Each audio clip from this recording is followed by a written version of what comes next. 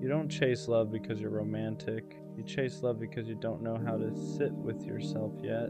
Because silence makes your thoughts loud. Because being alone feels like proof that something about you isn't enough. So you look for love to fill the space. You attach quickly. You overextend. You give more than you should, sooner than you should. Not because you're stupid, but because being chosen feels like relief. Like if someone wants you, then maybe you can stop questioning yourself for a while. You don't just want connection. You want validation. You want someone to prove that you're worth staying for, worth prioritizing, worth choosing. So when someone shows interest, you lean in hard, you ignore red flags, you excuse inconsistency.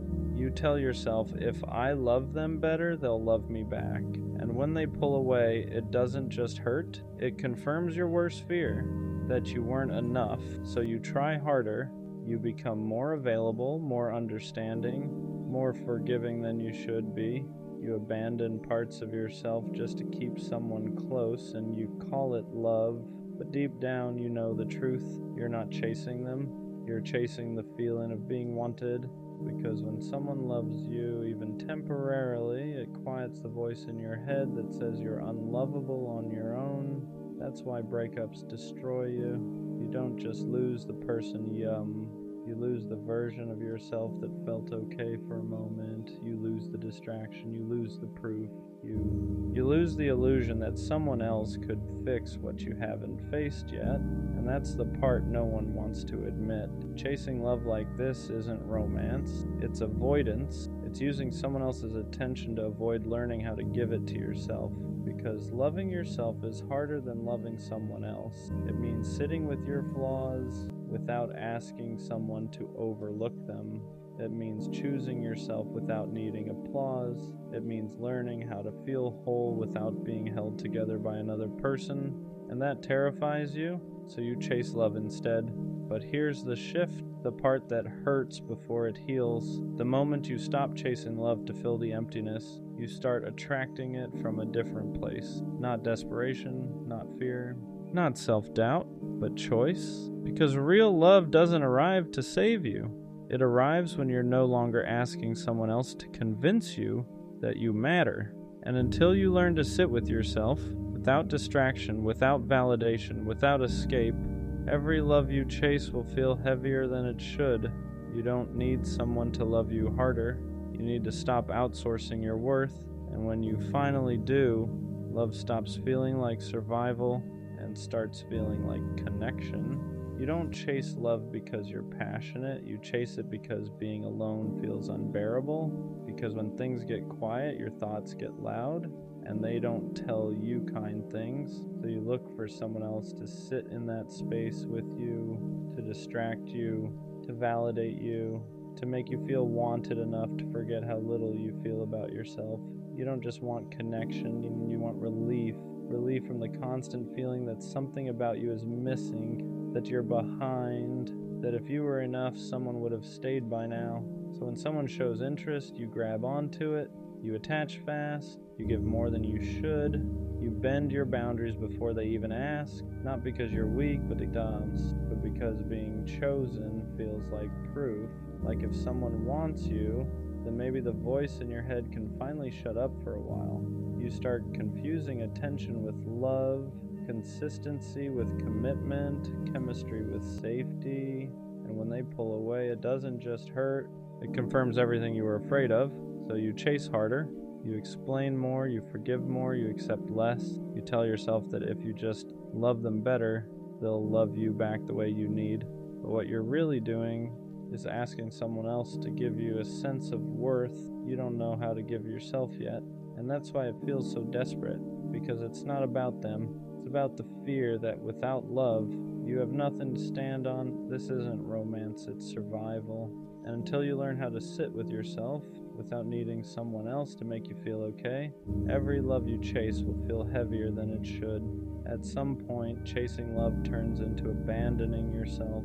You stop asking what you need and start asking what they want, how much space to give, how much to hold back, how to be easier to stay with. You shrink in small ways at first. You don't bring things up because you don't want to seem difficult. You accept less effort because at least they're still here. You tell yourself you're being understanding when really you're being afraid that if you ask for more, they'll leave. So you adapt, you become more available than you should, more forgiving than is healthy. You explain away behavior that already made you feel small, and every time you do, you move a little further away from yourself, but you call it love. You tell yourself this is what it means to fight for someone, to be patient, to be loyal. What you don't realize yet is that real love doesn't require you to disappear quietly.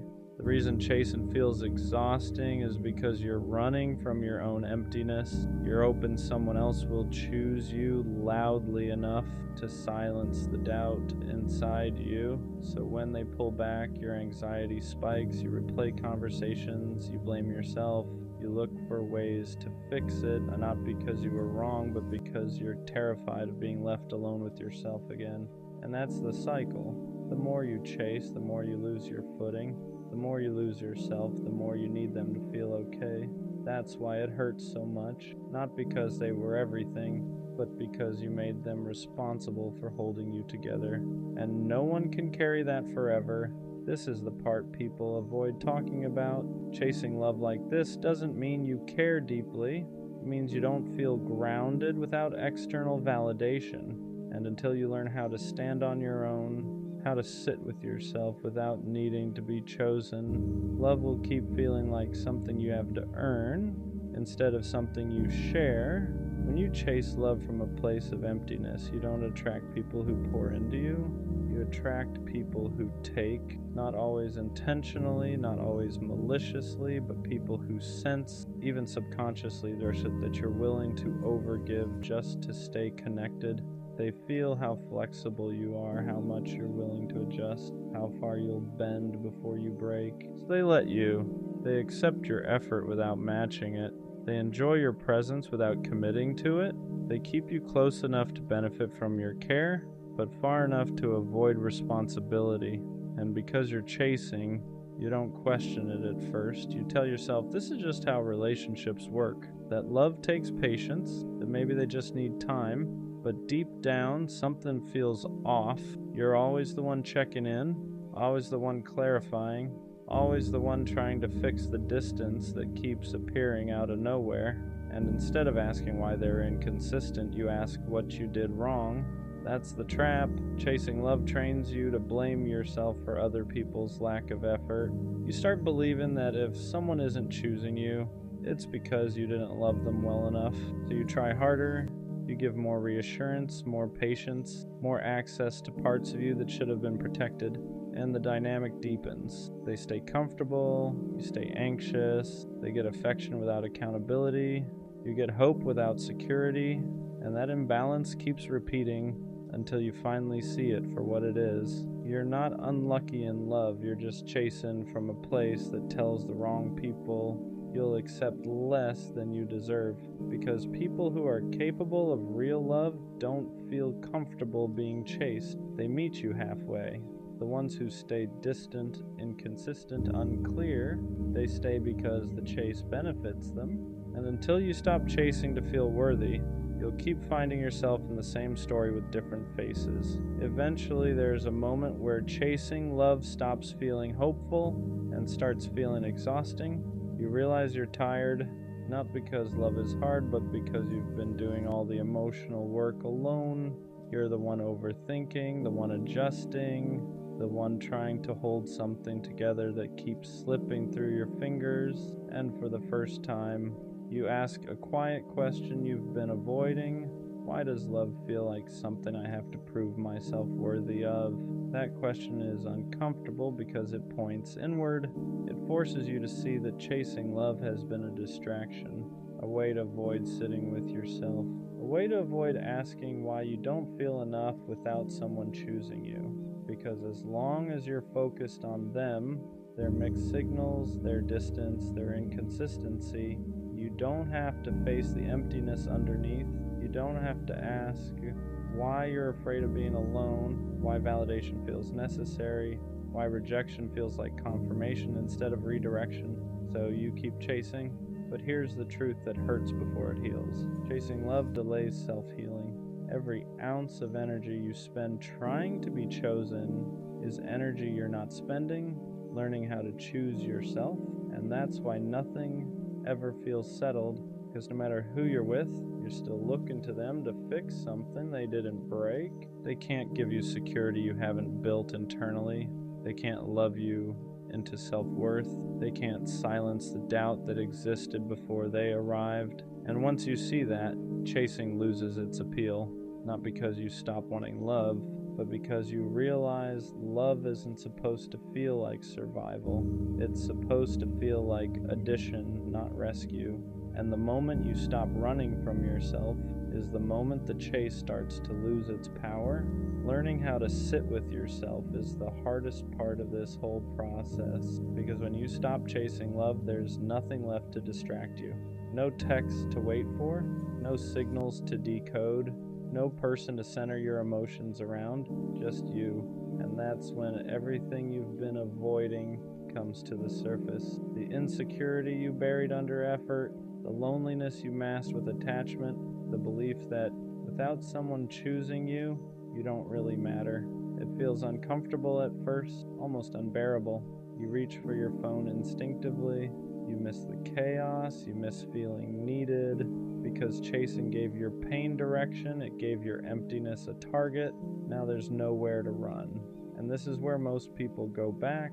They re-enter old dynamics, text people they shouldn't, lower their standards just enough to feel wanted again, not because they're weak, but because sitting with yourself requires honesty. It forces you to see that no one abandoned you the way you've been abandoning yourself.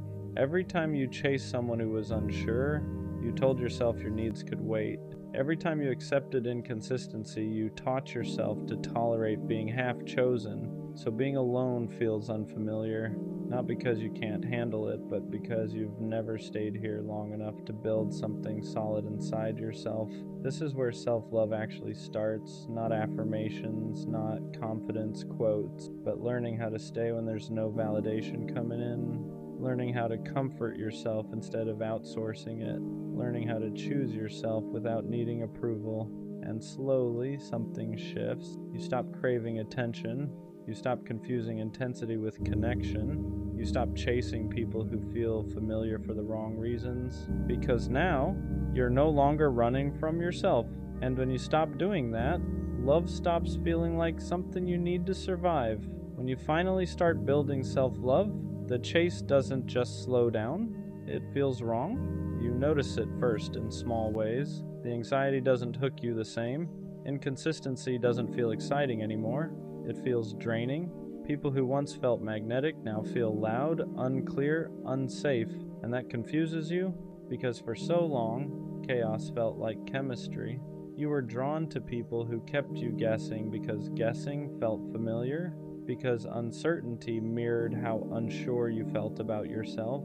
But now that you're learning how to stand on your own, that dynamic stops working. You don't feel the urge to prove yourself anymore. You don't feel the need to over-explain your worth. And suddenly, chasing feels humiliating, not because you're above it, but because you're finally grounded enough to feel how one-sided it always was. You start wanting different things: clarity instead of sparks, consistency instead of intensity, presence instead of pursuit. You want to be met, not chased or chasing. And here's the part people don't expect. Self-love makes some connections fall apart. People who benefited from your overgiving feel the shift immediately. They sense you're no longer bending, no longer available on demand, no longer trying to earn their attention, and some of them leave. Not because you changed for the worse, but because the version of you that chased them is gone. That can hurt, because even when you're healing, loss still feels like loss, but this time it doesn't destroy you, because you're no longer tying your value to someone else's choice. You understand something now. Love that requires chasing is love that feeds on insecurity, and love that's healthy doesn't need pursuit to survive. It shows up, it stays, it chooses you without being convinced, and the more you learn how to love yourself quietly, consistently, honestly, the less tolerance you have for anything that makes you feel like you need to beg to belong. When the chasing finally stops, a new fear shows up. Not the fear of being alone, but the fear of trusting love again without desperation. Because now you're calmer, more grounded, less reactive, and that feels unfamiliar. You're used to love coming with anxiety, with overthinking, with that constant urge to secure someone's attention before it disappears. So when things are steady, part of you doesn't know what to do. You wait for the other shoe to drop. You look for signs something is wrong. You brace yourself for distance that never comes, because chaos used to feel like proof that something mattered. Now peace feels suspicious. You're not chasing anymore, but you're still learning how to receive, how to let someone show up without questioning why, how to accept consistency without trying to earn it. And that's harder than it sounds, because chasing trained you to believe love had to be worked for, that if you weren't doing something, fixing something, proving something, it wouldn't last. So when someone meets you without needing to be convinced, your instinct is to pull back, not because you don't want it, but because you're afraid of trusting something that isn't fueled by fear. This is the quiet stage of healing, where you're not running anymore, but you're not fully relaxed either. You're learning that love doesn't have to feel urgent to be real, that being chosen calmly is still being chosen, and slowly you start letting yourself believe it. You stop checking for exits, stop rehearsing disappointment, stop preparing for abandonment that hasn't happened, because for the first time, you're not chasing to feel worthy. You're standing still and letting love come to you. And that's when you realize how much strength it actually takes to stay. When you stop needing love to save you, everything about it changes. You're not chasing anymore, but you're also not hiding. You're just stable, and that's unfamiliar. You notice how different it feels to want someone instead of needing them.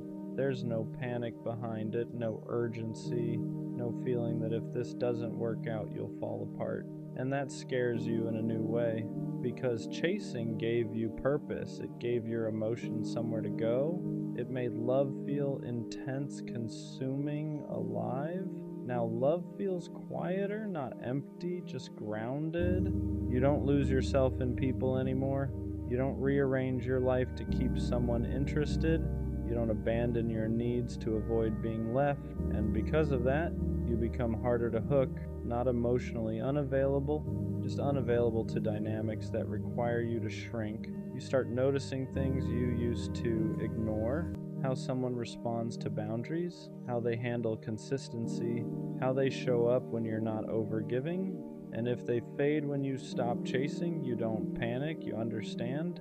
They weren't there for you. They were there for the version of you that was always reaching. That realization hurts, but it also frees you. Because now you know love that disappears when you stop chasing was never love meant to stay. This is where self-love changes the rules. You don't try to be impressive, you don't try to be indispensable, you don't try to secure someone's feelings. You let them show you who they are when you're not doing all the work, and for the first time, love feels optional, not because it doesn't matter, but because your worth no longer depends on it. You're not chasing to fill a void anymore.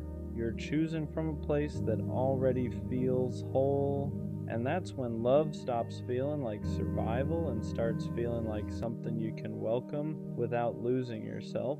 Healing doesn't just bring relief, it brings grief, because when you stop chasing love, you don't just lose old dynamics, you lose the version of yourself who survived by reaching. You look back at who you were and feel a strange mix of sadness and compassion. You remember how hard you tried, how much you gave, how badly you wanted to be chosen, and part of you wants to go back, not because it was healthy, but because it was familiar. Chasing gave you direction. It It gave your pain something to focus on. It made loneliness feel purposeful. Now that version of you is gone, and that hurts. You grieve the person who believed love had to be earned, who thought being enough meant being useful, agreeable, easy to keep. You grieve the nights you waited, the messages you rewrote, the boundaries you swallowed just to stay connected, not because you were weak, but because you didn't know another way yet. And healing means accepting something painful. No one did this to you. You did it because you didn't know how to hold yourself without being held. That realization can feel brutal because it removes the villain. There's no one left to blame, just patterns you learn to survive something deeper. So you sit with it, with the sadness, with the regret, with the understanding that you were doing the best you could with what you knew at the time. And slowly, that grief turns into respect. Respect for how much you endured, for how deeply you wanted love, for how brave it was to keep believing, even in the wrong places. You don't hate the old version of you. You thank them because they carried you until you were strong enough to stop chasing and start choosing yourself. And that's what makes this stage heavy. You're not broken anymore, but you're still letting go. The chase ends the moment you stop asking love to fix you, not because you stop wanting connection, but because you stop needing it to feel whole. You finally understand something simple that took you years to learn. Love was never supposed to be proof that you matter. It was never meant to carry your worth, never meant to quiet your self-doubt, never meant to save you from yourself. That was too much to ask of anyone. So you stopped chasing, not in anger, not in bitterness, but in clarity.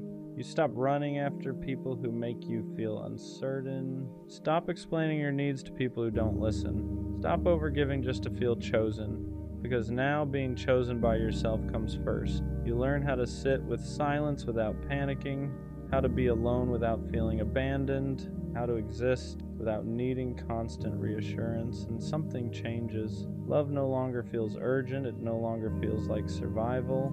It no longer feels like something you have to secure before it disappears. It becomes optional, not because it's unimportant, but because your life no longer collapses without it. And that's when the real shift happens. You don't attract love from desperation anymore. You don't bond through wounds. You don't mistake intensity for connection. You choose slowly. You choose clearly. You choose from a place that isn't begging to be filled.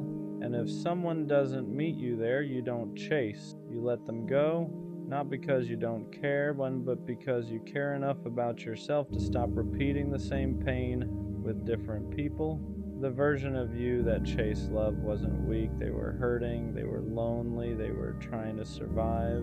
But this version of you, this version doesn't run. They stand still, they breathe, they choose themselves even when no one is watching. And from here on out, love won't feel like something you have to earn. It'll feel like something you share with someone who meets you without being chased. That's where the cycle ends. Not with finding love, but with finally finding yourself. I know hopeless romantic sounds naive to some people, like it means you don't understand how the world works, but that's not true. A hopeless romantic isn't someone who ignores reality. It's someone who sees it clearly and still chooses love anyway. It's knowing how badly love can hurt and still believing it's worth it. I don't believe in love because I think it's easy. I believe in it because I know how rare it is when it's real. Being a hopeless romantic means you don't just want someone, you want connection. You want the kind of love where attention doesn't wander, where effort isn't forced, where choosing each other feels natural, not strategic. You want late night talks that don't feel rushed, silence that feels comfortable, inside jokes no one else understands. You want to build a world with one person and let the rest fade into the background. And yeah, you know the risk. You know love can leave scars. You know it can change you. You know it can take pieces of you that don't come back the same. But being a hopeless romantic means you'd rather feel deeply than live safely. You don't want love that's casual. You You don't want to act detached. You don't want to pretend you wouldn't be devastated to lose someone you care about. You want to care. You want to choose someone fully and mean it. No exits, no backups, no pretending you're less invested than you are. And that's what makes it hard sometimes, because the world rewards indifference. It praises being unbothered.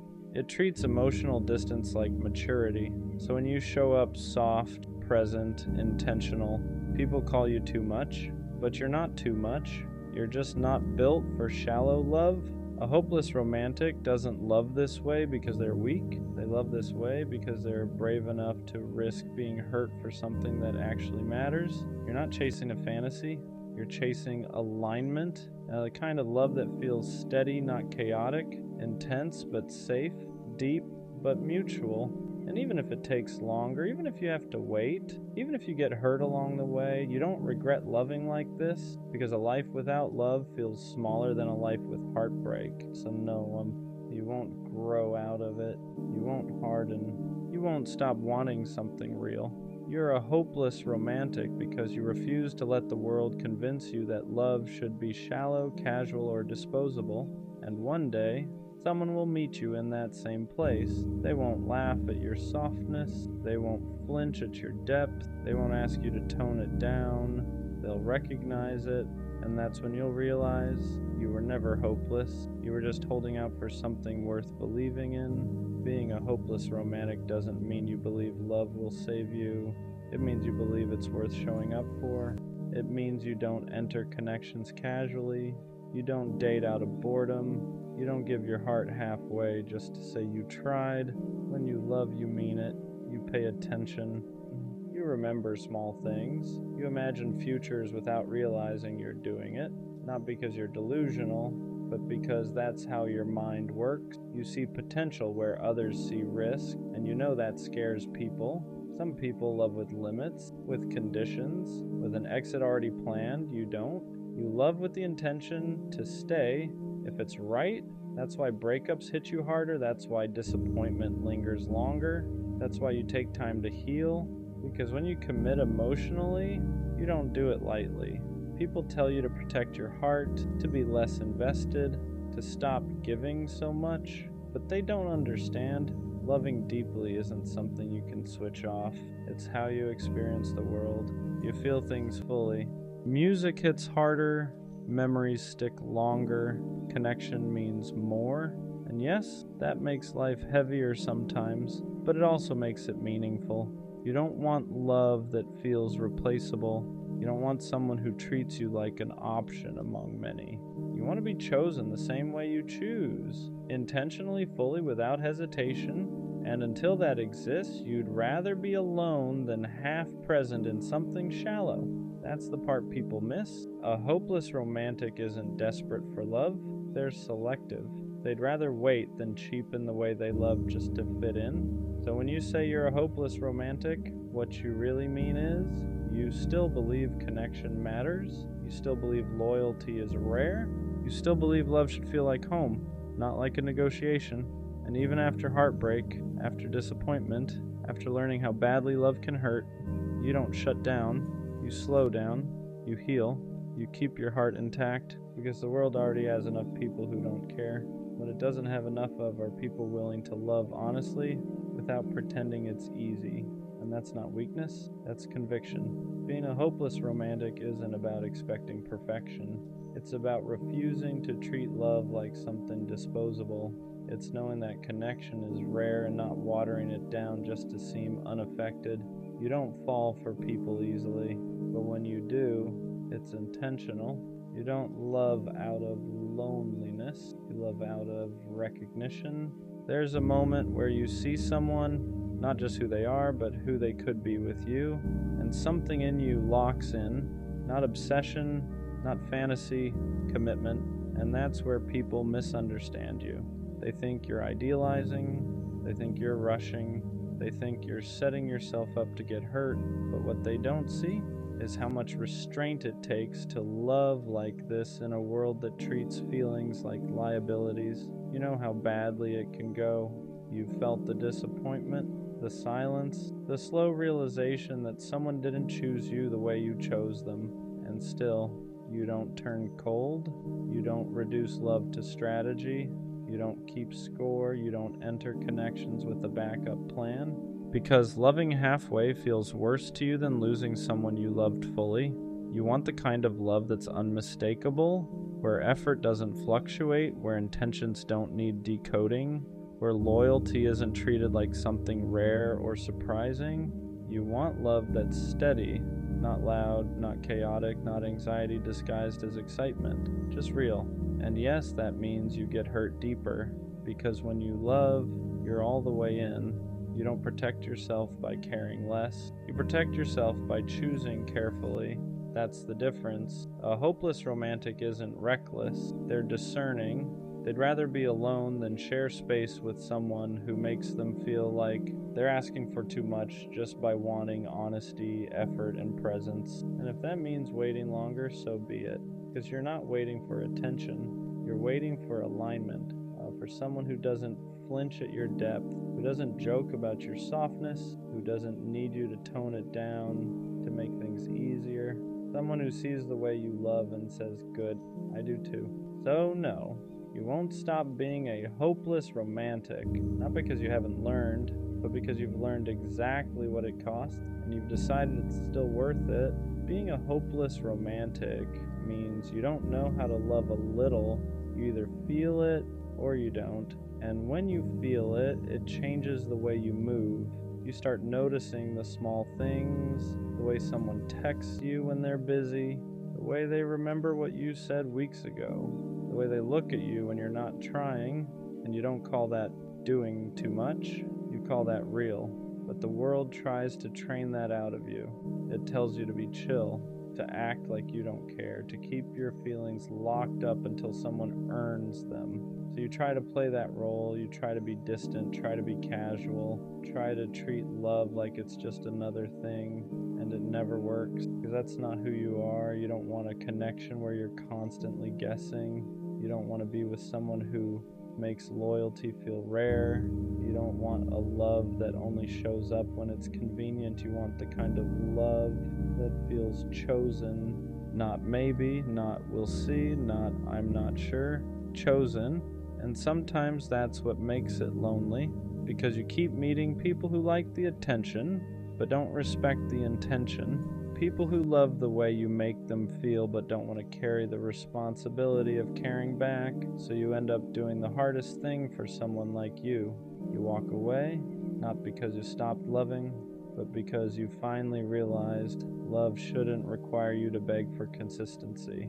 A hopeless romantic doesn't stay where they're confused. They don't keep giving their heart to someone who treats it like something optional. They'd rather be alone than feel lonely next to someone, and that's not weakness, that's standards. Because if you love deeply, you have to protect that depth, not by becoming cold, but by becoming honest about what you need, and what you need is simple: presence, effort, loyalty, clarity. The kind of love that doesn't make you question yourself for wanting something real. What hurts the most as a hopeless romantic isn't rejection. It's realizing someone enjoyed being loved by you, but never intended to love you the same way.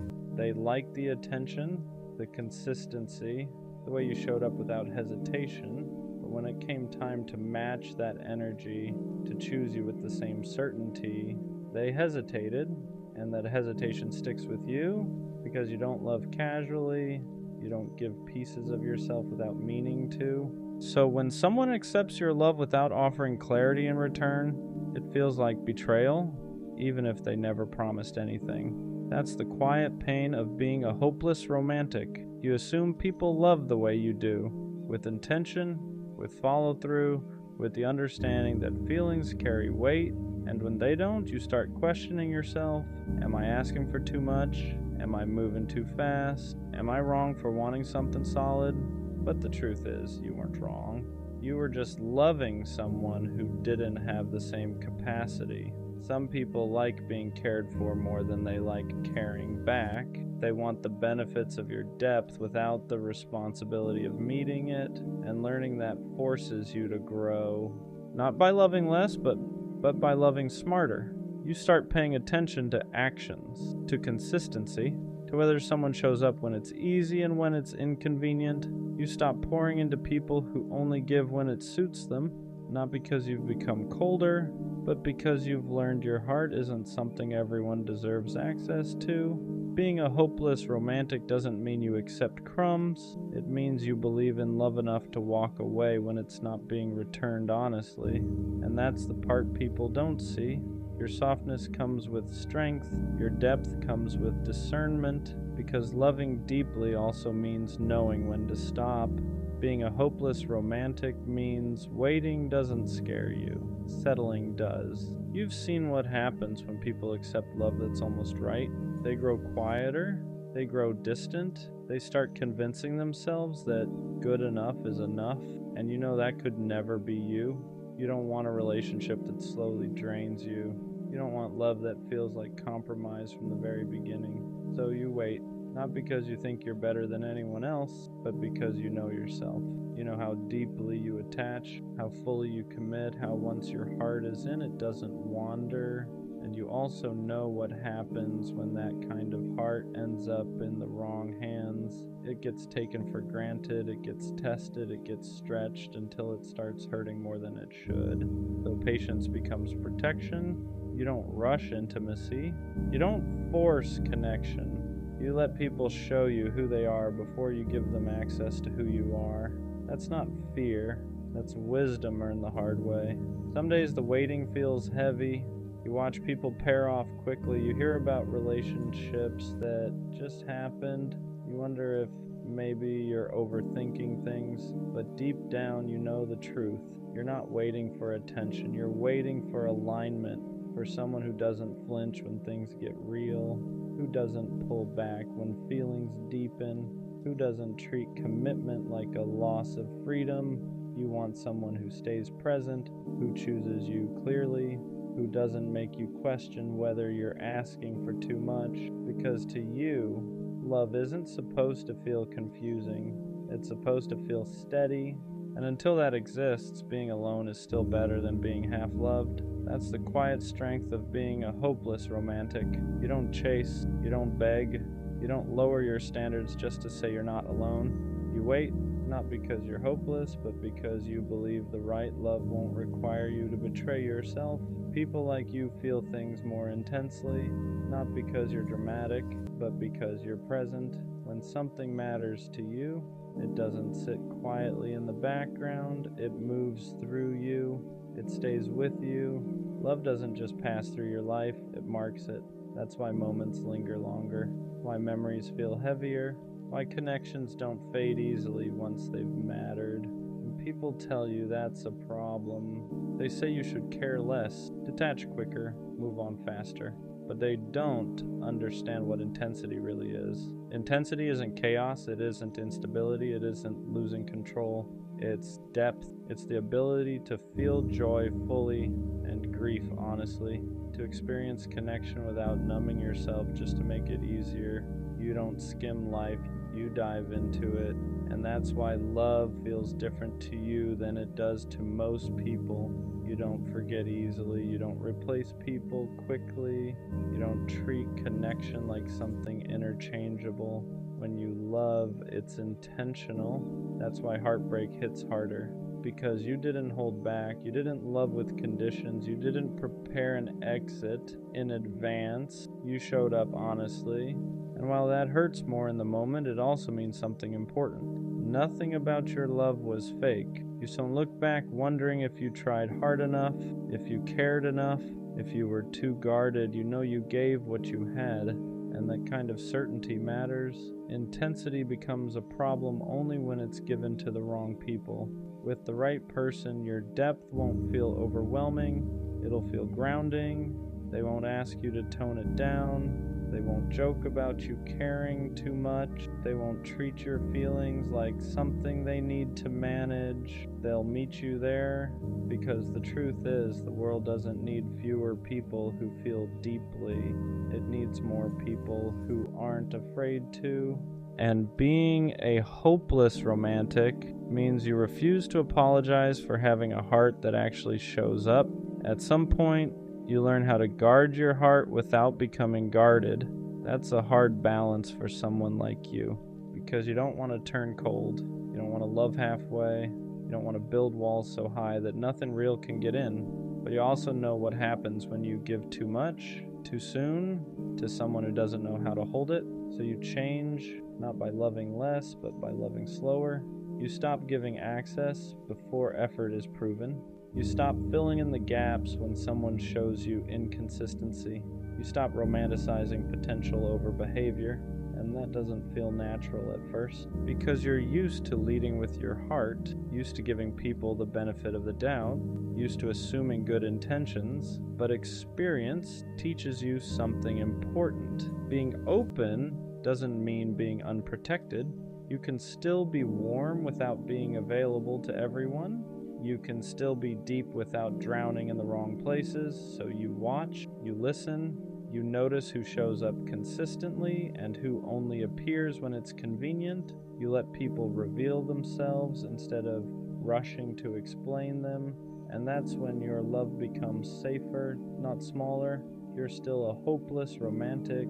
You still believe in connection. You still want that kind of love where effort feels mutual and presence feels natural. But now, you don't mistake interest for intention. You don't confuse words with commitment. You don't chase clarity, you wait to see it. And that patience isn't fear, it's respect for yourself, because you finally understand that the right person won't need you to rush your heart to keep them close. They'll move at a pace that protects what you're building together. And when you feel that, you won't have to second guess it. You'll know. There's a phase every hopeless romantic goes through that feels especially isolating. It's the part where you've learned enough to stop choosing the wrong people, but you haven't met the right one yet. So you're not heartbroken anymore. You're not chasing. You're not settling. You're just alone, and people don't understand that version of you. They assume you've become distant, that you've lost interest, that you've changed, but really you've just stopped forcing connection where it doesn't fit. You're not closed off, you're selective, you're not cold, you're careful. You've reached a place where surface level attention doesn't move you anymore. Small talk feels hollow, inconsistent effort feels loud, mixed signals feel exhausting, so you walk away sooner, you disengage faster, you don't explain yourself as much, and that can feel lonely, because now you're surrounded by people but not met by anyone. You want depth, you want presence, you want someone who doesn't flinch when emotions enter the room, and until that shows up, nothing else feels worth your heart. This is usually the point where people tell you to lower your standards, to be more flexible, to give someone a chance, but they don't understand what it costs you to love the wrong person. They don't feel the aftermath the way you do, the way it lingers, the way it reshapes you, so you hold your ground, even when it feels quiet, even when it feels like you're the only one still believing in something deeper, because you know this loneliness is different from the loneliness you felt before. Before, you were lonely because you were giving your heart to people who couldn't hold it. Now you're lonely because you're protecting it, and that difference matters. This space isn't empty. It's the space right before alignment. The moment right before someone finally sees the way you love and doesn't ask you to soften it. And even though it's hard, even though it tests your patience, you stay here, because you know the right love won't arrive while you're busy entertaining the wrong ones. Being a hopeless romantic was never about fantasy. It was about faith. Faith that connection matters, that loyalty still means something, that choosing one person fully isn't outdated, it's intentional. For a long time, you wondered if this way of loving was something you were supposed to grow out of, if heartbreak was meant to harden you, if disappointment was meant to teach you to want less, but it never did. Every time you tried to love casually, it felt wrong. Every time you tried to detach, you felt empty. Because loving deeply was never a habit you picked up, it was part of who you are. You weren't built to love halfway. You weren't meant to treat people like options. You weren't meant to keep one foot out the door just in case. And yes, that made the journey harder. You felt things more intensely. You lost futures you had already imagined. You walked away from people you still cared about because they couldn't meet you where you stood. But none of that was wasted. Every disappointment refined you. Every heartbreak taught you discernment. Every lonely stretch strengthened your standards. Not so you'd love less about it, but so you'd love right. Now you understand something clearly. Being a hopeless romantic doesn't mean you ignore reality. It means you face it and still refuse to settle. You don't want perfect love, you want present love. The kind that doesn't confuse you. The kind that doesn't require self-editing. The kind that chooses you with the same certainty you offer in return. And when that finally arrives, it won't feel overwhelming. It won't feel chaotic. It won't feel like something you have to chase. It'll feel calm, mutual, safe. You won't wonder where you stand. You won't question if you're asking for too much. You won't feel like you're loving harder than you're being loved. And in that moment, everything will make sense. All the waiting, all the walking away. All the times you chose being alone over being half-loved. You weren't too much. You were just ahead of your time in a world that forgot how to love with intention. So no, being a hopeless romantic isn't something you need to fix. It's something you protect, because when the right person finally meets you there, they won't try to change you. They'll recognize you, and you'll realize you were never hopeless at all. You were just holding out for a love that was worthy of you. Being the introvert in the relationship means loving someone who lives louder than you do. They talk easily, they fill rooms, they connect fast, and you listen, you observe, you need quiet to recharge after loving hard. Sometimes it feels like you're standing next to someone who shines effortlessly while you glow quietly. They want to go out, you want to stay in, they gain energy from people, you lose it even when you're happy. And the hardest part is not the difference. It's wondering if your quiet way of loving is enough.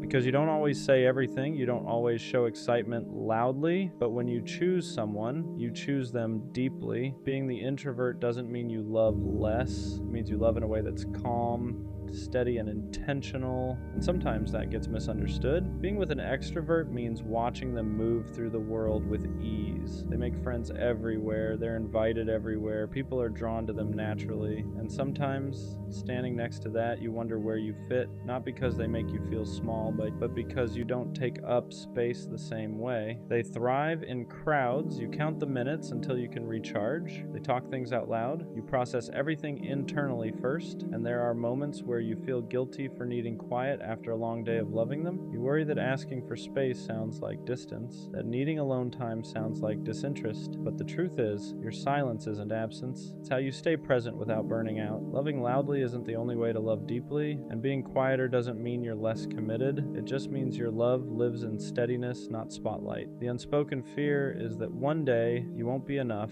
that they'll want more noise, more people, more energy than you can give. You worry they'll mistake your calm for boredom, your need for quiet for distance. You love them deeply but not loudly, and sometimes you wonder if that difference will matter too much. You don't compete for attention, you don't need constant stimulation, you just want connection that feels safe and real. The fear isn't that they'll leave, it's that they'll outgrow you without realizing you were loving them in the only way that feels honest to you. But loving quietly doesn't mean loving less. It means choosing them without the performance. It means staying without needing the room to notice. The right partner won't need you to be louder, they'll need you to be you. Introverts love deeply in ways that aren't always obvious. You remember details, you notice shifts in mood, you feel things before they're said. While they're talking to the room, you're paying attention to them. You're the one who listens after the party ends, the one who creates calm when everything feels loud, the one who offers presence instead of constant stimulation. Your love shows up in consistency, not volume, in choosing the same person again and again, even when it's quiet, even when no one's watching. And often your extroverted partner doesn't realize how much they need that until life gets overwhelming, until they're tired, until the noise fades, until they need someone who knows how to stay still with them. That's when your kind of love becomes the anchor. Not flashy, not loud, just steady. Introverts and extroverts can work beautifully together, but only when both ways of loving are respected. You don't need to become louder to be enough for them, and they don't need to become quieter to be right for you. What matters is understanding, that your need for space isn't rejection, that their need for people isn't avoidance. You recharge differently, but you can still meet in the middle. When an extrovert learns that quiet isn't distance, and an introvert learns that excitement isn't chaos, something soft happens. You stop trying to fix each other, you start protecting each other, you give them grounding, they give you expansion, and suddenly, the difference that once felt like a risk becomes the balance that makes the relationship work. Asking for space doesn't mean you love them less. It means you know yourself. Introverts don't pull away to create distance. They pull away to come back whole. But asking for that space can feel heavy. You worry it sounds like rejection. You worry they'll take it personally. You worry needing time alone makes you difficult to love. The right partner won't hear, "I need space," as "I don't want you." They'll hear it as, "I'm taking care of myself so I can show up better." You don't need to apologize for how you recharge. You don't need to explain it every time. Love doesn't require constant closeness to be real. Sometimes the healthiest thing you can do for a relationship is step back for a moment, not to disconnect, but to return as yourself. Introverts show love in quiet, steady ways. You remember the little things they forget they mentioned. You notice when their mood shifts before they say anything. You check in without being asked. Your love isn't loud. It's consistent. It's making space for them after a long day. It's choosing them in calm moments, not just exciting ones. It's staying present when things slow down. Sometimes you wish they could see it more clearly. Not because you need praise, but because your love doesn't always announce itself. But the right partner will feel it. They'll feel it in how safe they are with you, in how calm things get around you, in how you stay, even when nothing exciting is happening. Quiet love isn't invisible. It's just not performing. And the people who value depth will always recognize it. It's easy to compare yourself to an extroverted partner, to wonder why you don't light up rooms, why you don't want constant plans, why loving quietly feels like a disadvantage. But your quiet nature isn't something to fix. It's something that brings balance. You offer depth in a world of noise. You offer presence in a world of distraction. You offer steadiness when everything else feels fast. You don't compete for attention. You create connection. And when you stop comparing, something shifts. You stop shrinking next to their energy. You stop questioning your value. You stop feeling like you need to match them to be worthy of love. You realize your calm isn't less than their excitement. It's what gives the relationship somewhere to rest. And the right partner won't ask you to be louder. They'll thank you for being grounding.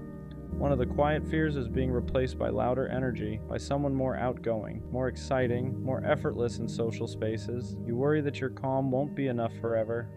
But the truth is, people don't stay for volume. They stay for how they feel when everything slows down. An extroverted partner may enjoy attention, but they rest in safety. They recharge in understanding. They stay where they feel accepted without having to perform, and that's where you shine. You offer a place where they don't have to impress anyone, where they can be tired, where they can be real. Loud energy is easy to find, steady presence is not, and the partner who truly values you won't look for replacement. They'll recognize that your quiet way of loving is exactly what makes the relationship feel secure. Being the introvert was never a disadvantage. It just doesn't announce itself. Your love lasts because it isn't fueled by excitement alone. It's built on presence, on listening, on staying when things are quiet and ordinary. You don't love for the room, you love for the person. And that kind of love doesn't fade when the noise does. The right partner won't ask you to be louder, faster, or different. They'll appreciate that with you. Love feels steady instead of overwhelming, safe instead of performative. So if you've ever felt like your quiet nature made you harder to love, it didn't. It made you the place someone can finally rest. And that's not less, that's rare. Loving quietly doesn't mean loving halfway. It means you choose depth over display. You don't need to be the loudest voice in the room to be the most meaningful presence in someone's life. The right partner won't measure love by energy levels. They'll feel it in consistency, in safety, in how calm it feels to be with you. And one day you'll realize something simple. Your quiet wasn't something they had to tolerate. It was the reason they felt at home. We all know that one friend who's genuinely a good guy. Not the fake nice kind. Not the kind that's only good when it benefits him. I mean the real kind. The one who listens more than he talks. The one who checks in just because. The one who walks her home, texts, "Let me know when you get there," and actually waits for the reply. Not for points, not for validation. Just because that's who he is. He shows up when people call. He remembers small details. He gives effort without keeping score. And somehow, he's always the one that gets hurt. Girls say they want a good guy. They say they're tired of games, tired of being treated wrong. But when a good guy actually shows up, he gets pushed to the side, kept around just in case, treated like an option instead of a choice. He gets left on red, gets mixed signals, gets told, "You're amazing, just not right now." And then one day, he watches her choose someone who won't even do half of what he did. And the worst part? He doesn't complain about it, he jokes it off, acts like it doesn't bother him, plays it cool. But if you're paying attention, you see the change. He laughs less, questions himself more, starts wondering if being genuine is the problem, if caring too much makes him weak, if being a good guy even matters anymore. So he hardens a little, pulls back, stops giving as freely, not because he wants to be cold but because the world keeps teaching him that softness gets punished. It reminds me of Tanjiro from Demon Slayer. Gentle, compassionate, kind even to people who don't deserve it. People mistake that kindness for weakness until they realize how much strength it actually takes to stay good in a cruel world. That's the truth people forget. Real strength isn't loud. It doesn't dominate. It doesn't need to prove itself. Real strength is staying kind when life gives you every reason not to be. So if you know a guy like that, be there for him. Remind him that his heart isn't a flaw, that being good isn't something he needs to outgrow, because one day someone is going to see him, really see him, and they won't make him pay for the damage done by people who couldn't handle his heart. And when that happens, being a good guy will finally feel worth it. What people don't realize is how early the good guy starts changing himself without even noticing. At first it's small, he replies a little slower, he stops double texting, he thinks twice before doing something thoughtful because he's scared it'll be taken the wrong way, not appreciated, or worse, ignored.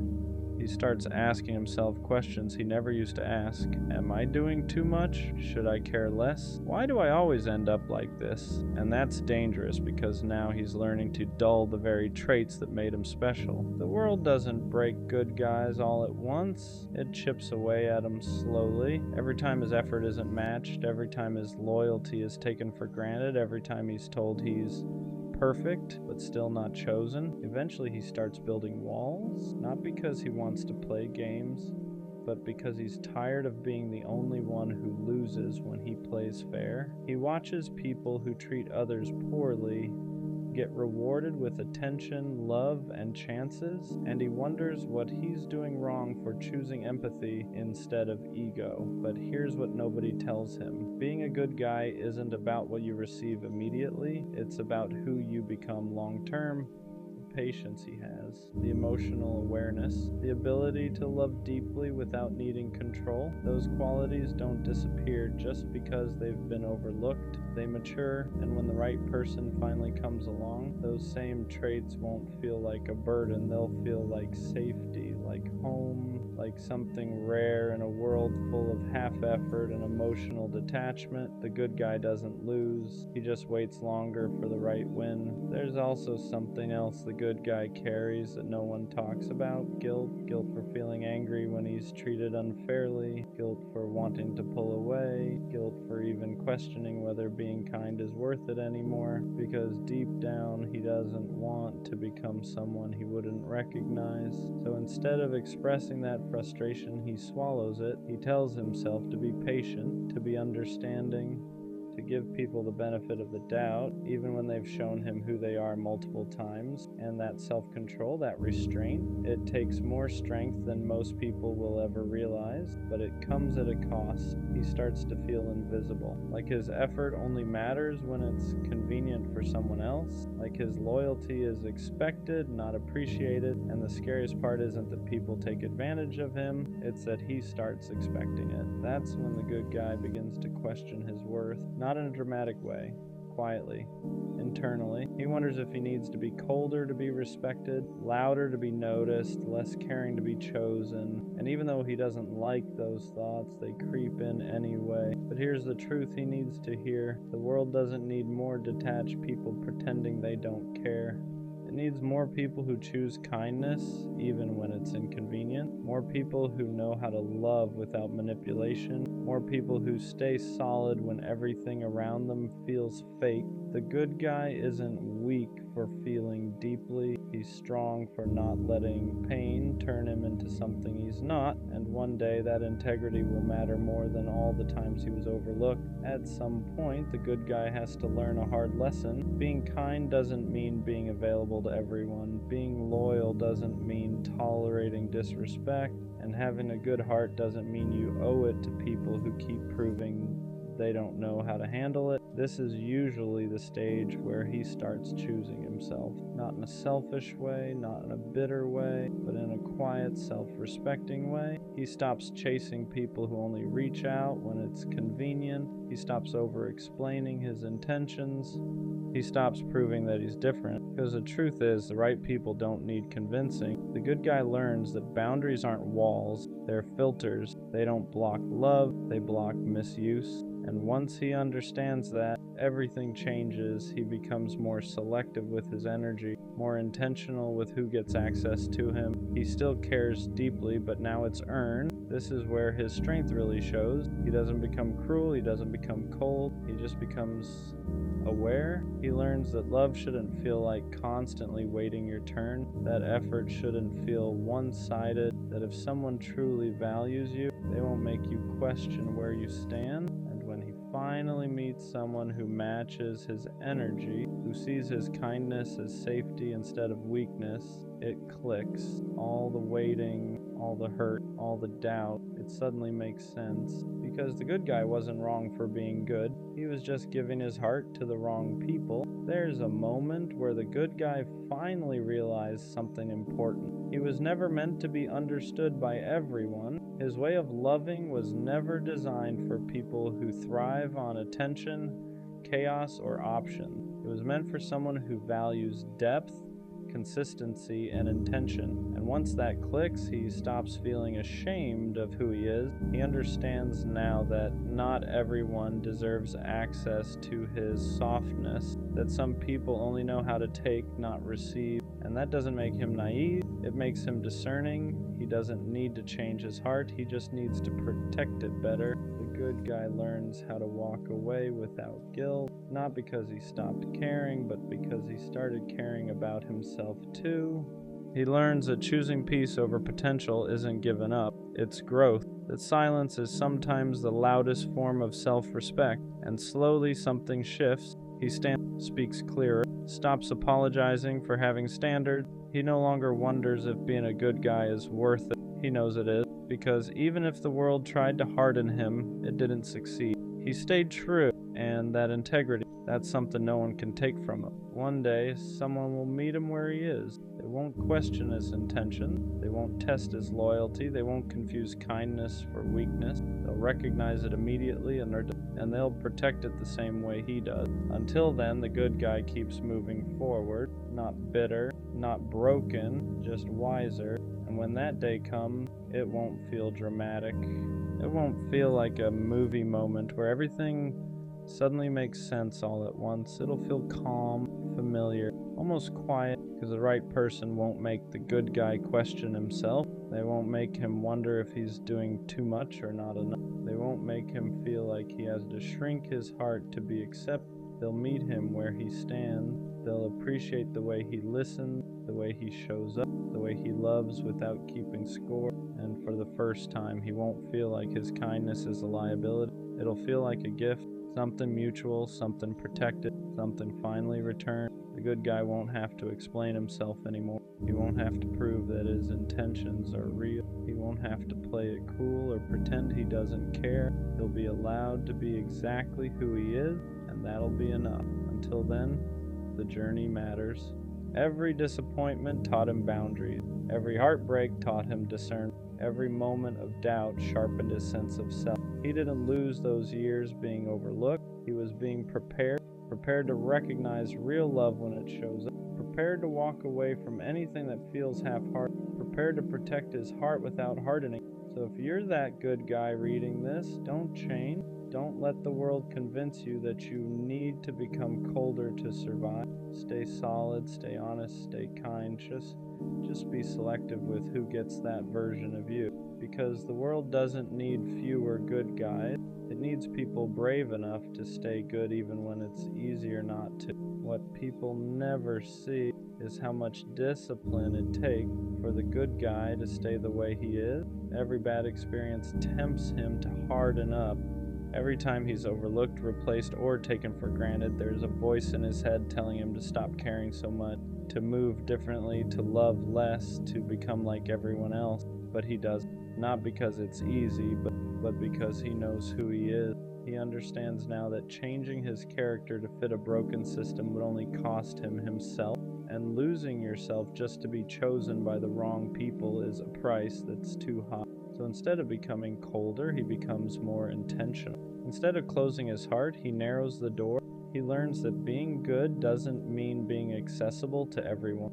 It means being principled. It means having the strength to say no, to walk away, to choose solitude over disrespect. And that kind of self-control, that's rare. The good guy also learns to forgive, not to excuse what hurt him, but to free himself from carrying resentment. He doesn't want bitterness living rent-free in his heart. He wants peace, growth, clarity, and forgiveness is part of that process. And one day, when someone finally meets him with the same depth, the same consistency, the same effort, he'll recognize it immediately. Not because it feels intense, but because it feels familiar. Until then, he keeps building, keeps healing, keeps choosing integrity over impulse, because the good guy isn't waiting to be saved. He's becoming someone worth meeting. In the end, the good guy doesn't get a dramatic apology from everyone who hurt him. He doesn't get closure from every situation that left scars. And he doesn't get a moment where the world suddenly admits it was wrong for overlooking him. What he gets is something quiet and far more powerful. He gets peace. Peace in knowing he never had to become someone else to survive. Peace in knowing his heart stayed intact even after everything. Peace in knowing he loved honestly in a world that often rewards the opposite. He looks back and realizes that every time he was ignored, every time he was treated like an option, every time he was underestimated, it wasn't a reflection of his worth. It was a reflection of who couldn't meet him where he stood. And that understanding changes everything, because now he doesn't crave validation. He doesn't chase attention. He doesn't beg to be chosen. He knows who he is. And when love finally finds him, the kind that's mutual, intentional, and steady, it won't feel like winning. It'll feel like alignment, like finally being understood without having to explain yourself, like being valued without having to prove. Until then, the good guy keeps walking forward, not bitter, not resentful, not hard, just grounded. And that's the kind of strength no one can take. The worst kind of pain is caring deeply and watching it backfire. Not because you expect anything in return, but because caring is just who you are. You show up without being asked. You check in on people who never think to check on you. You stay up late listening to problems that were never yours to carry.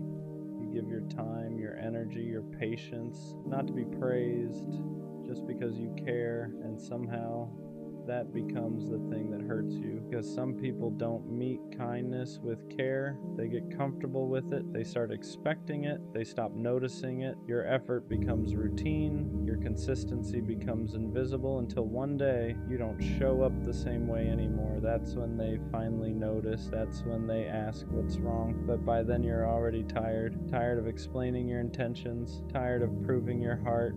Tired of giving pieces of yourself to people who never stay long enough to understand what it costs you. It's not that you regret caring, you just wish having a good heart didn't hurt this much. And maybe the hardest truth is realizing that loving deeply doesn't guarantee you'll be loved the same way. But that doesn't make your softness a weakness. It just means it needs protection. Don't stop caring. Just be careful who you hand that kind of love to. When you're the one who cares deeply, you usually become not the reliable one, the one people vent to, the one people lean on, the one who always answers. You're dependable in ways people don't even notice anymore. They assume you'll be there, assume you'll understand, assume you'll forgive, so they stop asking how you are, not out of cruelty, but because consistency gets mistaken for endless capacity.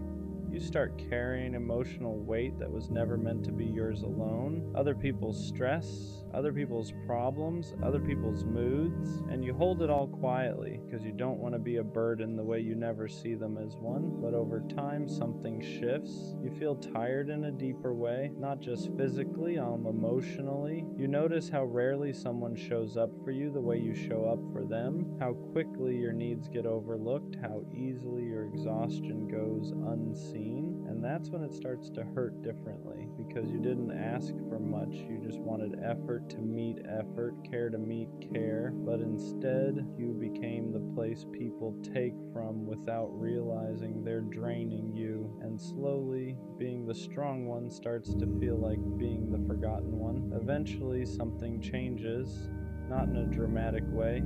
You don't announce it, you don't make a scene, you just stop giving the same way you used to. You reply a little later, you don't over-explain anymore. You stop stretching yourself thin just to be available, and that's when people notice. Not when you were exhausted, not when you were drained, not when you were giving everything. They notice when you pull back.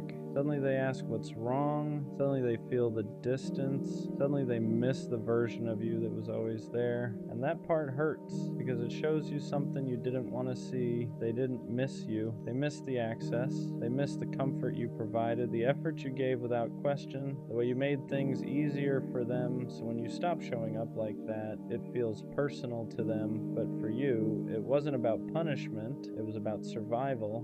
You didn't stop caring.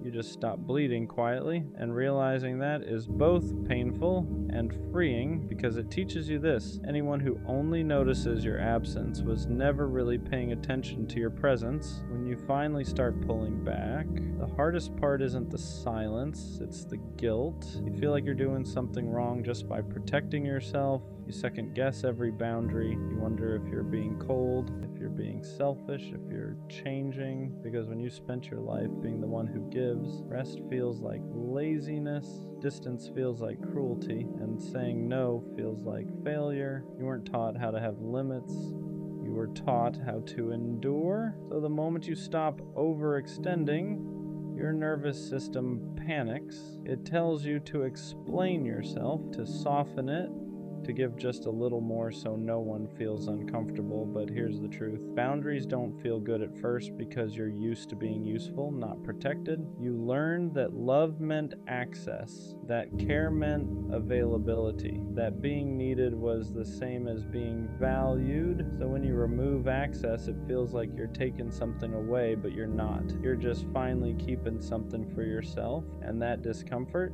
that's not you doing something wrong. That's you breaking a pattern that was costing you more than you realized. People who care deeply often confuse love with sacrifice. They believe loving someone means giving more, trying harder, holding on longer than they should.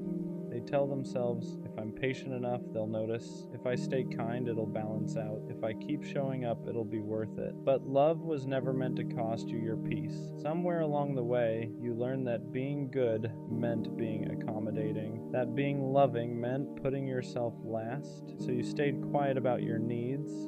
You ignored your exhaustion. You told yourself it wasn't that bad as long as everyone else was okay. But sacrifice without reciprocity doesn't make love deeper.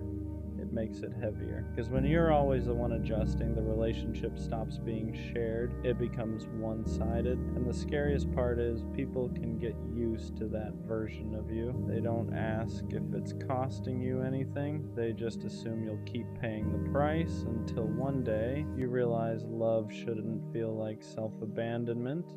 Caring deeply doesn't mean giving endlessly, and loving someone should never require you to disappear in the process. There's a moment when something finally clicks.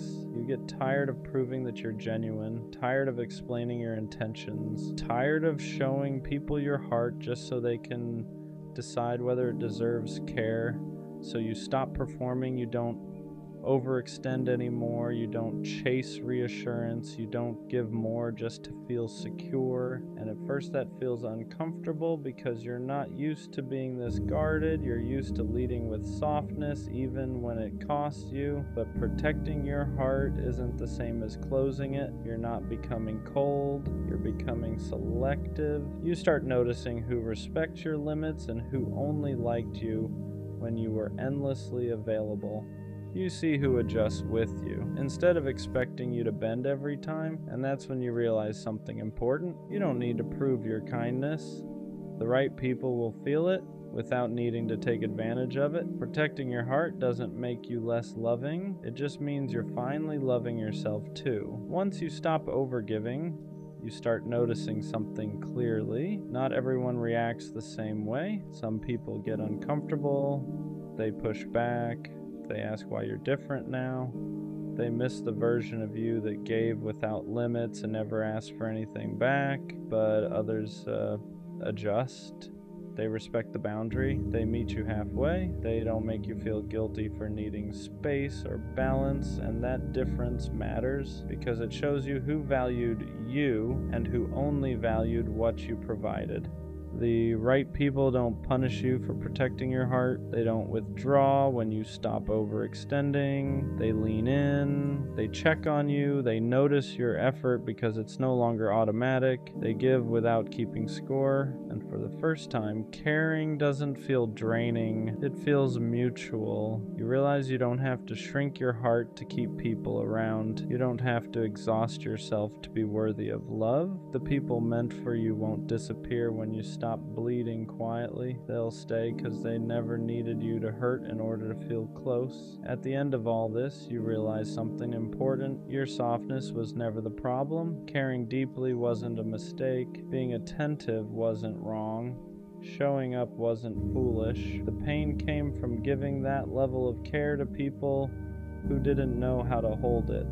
Because the right people don't drain you. They don't get comfortable taking. They don't wait until you pull back to finally notice your value. They see it while you're still giving, and they give back. With the right people, your kindness doesn't become invisible. Your effort doesn't become expected. Your heart doesn't become something to manage. It becomes appreciated. You don't have to prove yourself. You don't have to overextend. You don't have to lose pieces of yourself just to stay connected. Your softness becomes strength because it's met with care, not entitlement. And that's when you understand the goal was never to stop caring. It was to stop pouring your heart into places that couldn't return it. So keep your softness, just place it wisely, because in the right hands, your heart won't hurt this much. It'll finally feel safe. No isn't the worst thing a girl can say, but the worst thing a girl could do is to pretend to like you or love you, get you attached, treat you like her boyfriend, and tell you she's not ready for a relationship. Shawty just played you like she's playing Animal Crossing. If there was an Olympic sport for getting played, best believe you would have gotten a gold or bronze medal. Y'all didn't even get past the talking stage. She dragged it out like this was 13 Reasons Why. If this was me, finding her would be as easy as trying to find the one piece. This type of disrespect is something you can't tolerate. The woman species now makes your blood boil. Talking to girls romantically is something you don't even want to hear about. This is the type of pain and heartbreak that will have you up at 3 a.m. doing 3 sets of 20 push-ups while thinking of ways to change your life around. This is the type of pain that makes you want to get rich and conquer the world. After this type of foolery, she might have turned you nonchalant. Now every girl you meet after her suffers. It's like she broke the way you loved and trusted. This is honestly most of us guys' lore. A lot of us aren't born nonchalant. It's usually someone who makes us feel that we need to be this way to protect ourselves from the way we were once hurt. This is why I always say don't give away your love and your heart too soon. Then it could all be a game of poker, and these girls are waiting for you to show your hand so they can crush you and take you for everything you have. After that kind of situation, you don't just move on like nothing happened. People act like you can just charge it to the game, but that game took something from you. It took the version of you that believed words matched actions. It took the version of you that assumed consistency meant interest,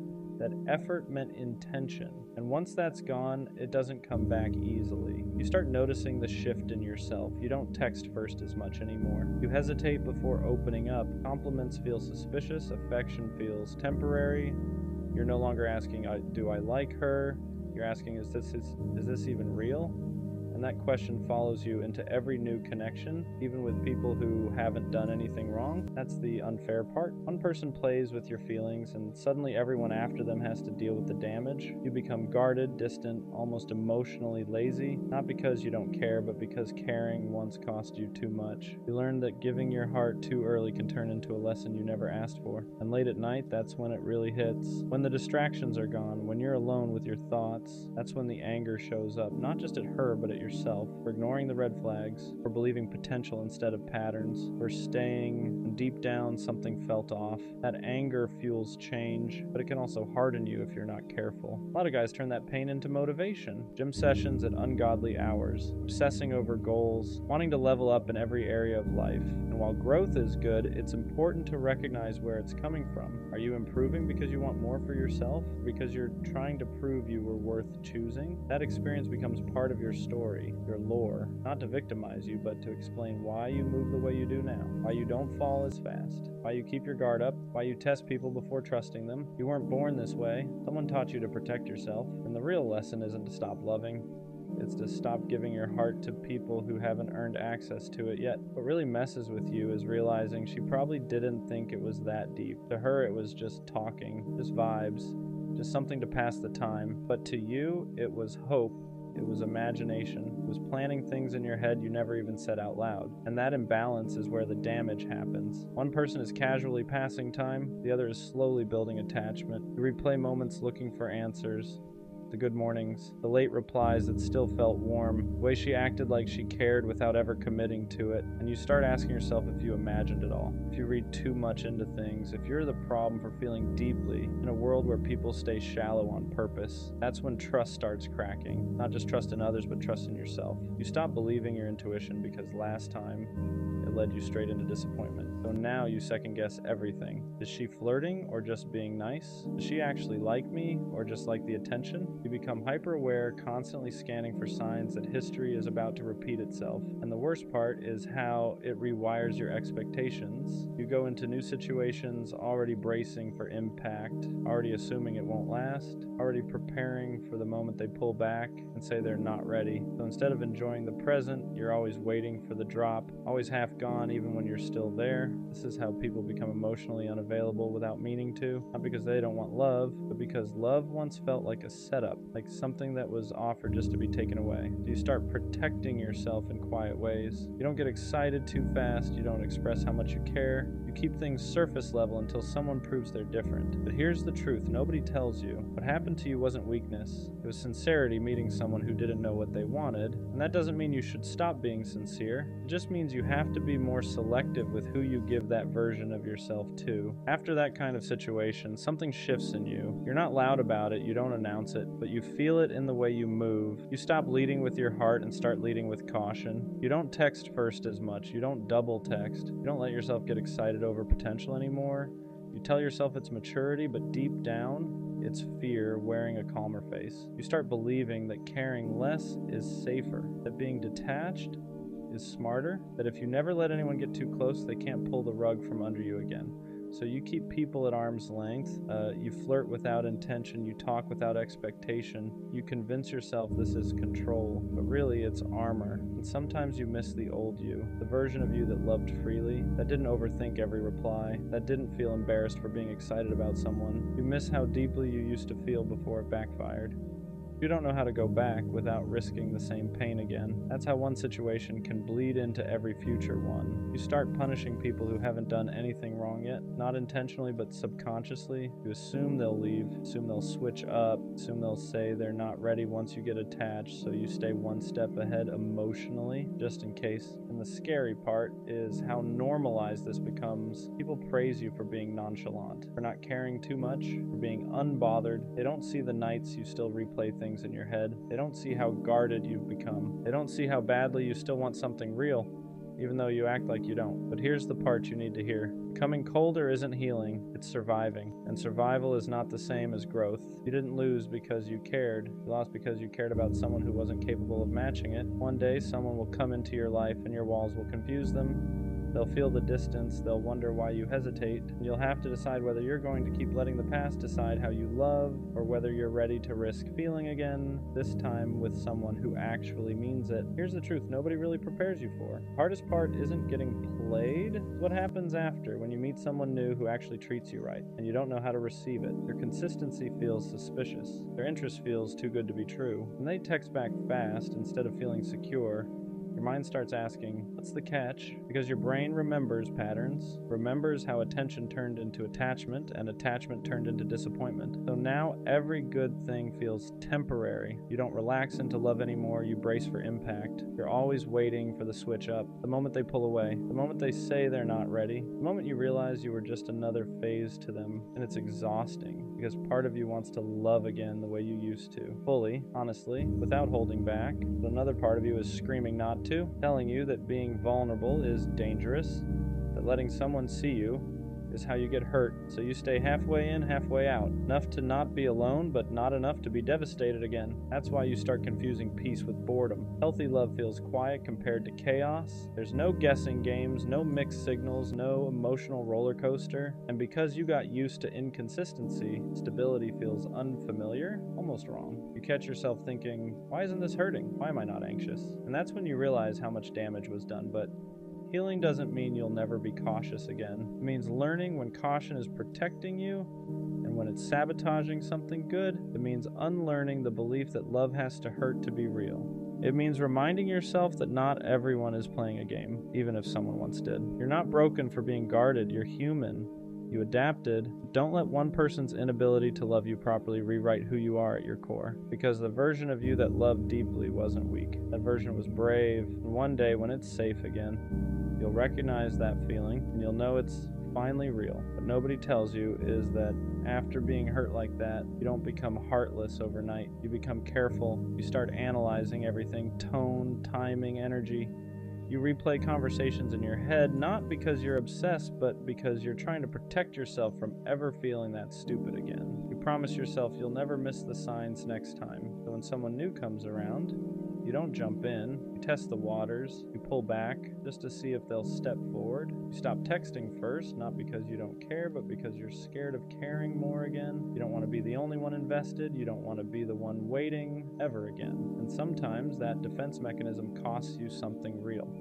The person in front of you isn't the one who hurt you. They're not playing games, they're not keeping you around for attention. They're just trying to get to know you, but your heart doesn't know the difference yet. It's still in survival mode. You might even catch yourself pushing them away emotionally, acting distant, acting unbothered, acting like you don't care as much as you actually do, because caring openly once led to pain, and you don't want to relive that lesson. You tell yourself you're just being smart now, more mature, more controlled. Deep down, there's a part of you that misses loving without fear, and that's the conflict. You want connection, but you don't want to bleed for it. You want intimacy, but only if it doesn't cost you your peace. So you move slow, you keep walls up, you tell yourself if it's meant to be, they'll stay. And if they leave, at least you didn't give them everything. Just know this. Healing isn't about rushing back into who you were before. It's about choosing who you want to be now. Someone wiser, someone more aware, but still open, still capable of real love. Because the goal was never to become cold, it was to stop giving your warmth to people who couldn't handle it. Here's the truth.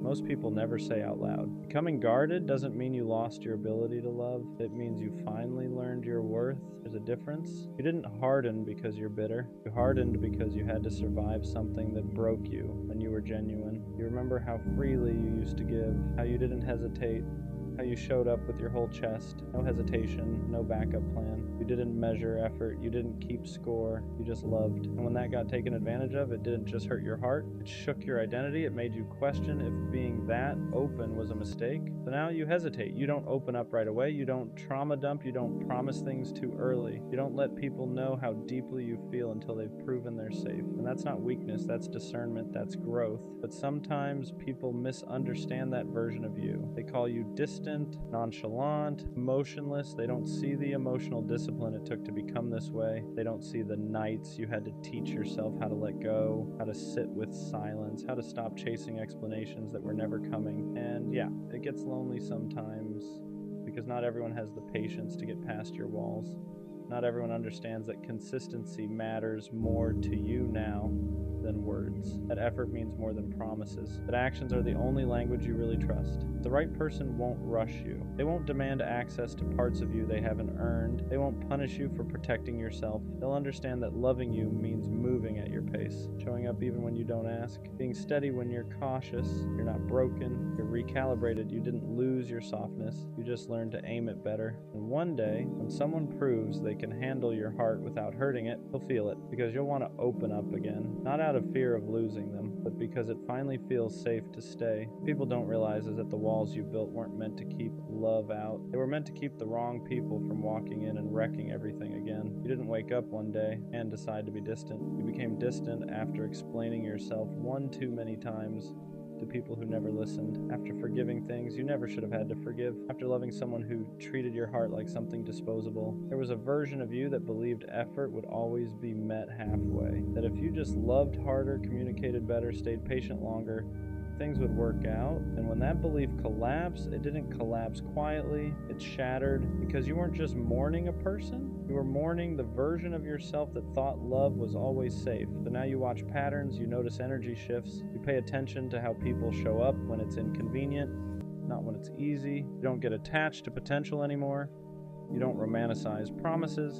You wait to see if words and actions line up, and if they don't, you detach without explaining yourself the way you used to. Some people call that cold, but it's not. It's clarity. You're tired of giving the benefit of the doubt to people who already showed you who they were. You're tired of staying loyal to people who only kept you around when it benefited them. You're tired of feeling stupid for caring too much, so you stopped overextending. You stopped proving. You stopped begging to be chosen. And yeah, sometimes you miss how deeply you used to feel.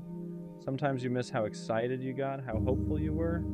But you also remember the crash, the nights you questioned your worth, the way your chest felt heavy for weeks, the way you blamed yourself for someone else's inability to love you properly. That's why you don't rush now. That's why you don't fall fast. That's why you protect your peace like it's sacred, because you know what it costs to rebuild yourself from emotional ruins. And the truth is, the right person won't see your caution as a flaw. They'll see it as proof that you value yourself. They'll be patient enough to earn your trust, consistent enough to soften your guard, safe enough to remind you that not everyone comes to take. You're not afraid of love, you're afraid of losing yourself again. And that fear makes sense. Here's the part nobody tells you when you go through something like that. The fact that you're guarded now doesn't mean you're broken. It means you survived, it means you learned, it means you finally stopped pouring yourself into people who treated your heart like something they could pick up and put down whenever they felt like it. You didn't lose your ability to love. You just stopped giving it to people who didn't know how to hold it. Deep down, that soft version of you still exists. The one who loves deeply, the one who shows up, the one who means what they say and stays when things get uncomfortable. You didn't kill that part of yourself. You just hid it, locked it away until someone proves they're safe enough to see it again. And that's growth, because love isn't about giving everything immediately anymore. It's about watching how someone treats your time, your effort, your vulnerability. It's about noticing if they stay consistent when there's nothing to gain, if they choose you when it's inconvenient, if they respect your boundaries instead of testing how far they can push them. You're not asking for perfection now. You're asking for honesty, for effort that doesn't disappear, for reassurance that doesn't feel forced, for a connection that doesn't make you feel anxious, confused, or small. And the right person won't make you feel like you have to guard yourself forever. They won't rush you. They won't pressure you to open up faster than you're ready. They'll understand why you hesitate, why you question, why you move slower than before, because they won't see your past as baggage. They'll see it as context. One day, someone will come into your life, and instead of triggering your fears, they'll quiet them. Instead of making you overthink, they'll bring peace. Instead of making you feel like you have to protect yourself, they'll make you feel protected. Until then, it's okay to choose yourself. It's okay to walk away faster. It's okay to protect your heart. You're not cold. You're not heartless. You're just done bleeding for people who never planned to stay. And when love comes again, it won't break you, because this time, you know your worth. There's a quiet kind of emptiness that doesn't feel dramatic. You're not falling apart. You're not in crisis. You just don't know why you're here. You wake up. You do what you're supposed to do, you get through the day. But underneath all of that, there's this question you don't know how to answer. What am I actually doing this for? You don't feel passionate. You don't feel called. You don't feel like anything is pulling you forward. and that scares you because everyone else seems so sure of where they're going. Having no purpose doesn't feel like sadness, it feels like drifting, like life is happening around you and you're just present for it, and no one really talks about that part. Not having a purpose doesn't mean you're failing, even though it feels like everyone else got some kind of direction you never received. Purpose isn't something people find all at once. It's not a switch that flips or a calling that suddenly appears. Most people are just moving forward with something small and calling it certainty. So when you don't feel that pull, you assume something is wrong with you.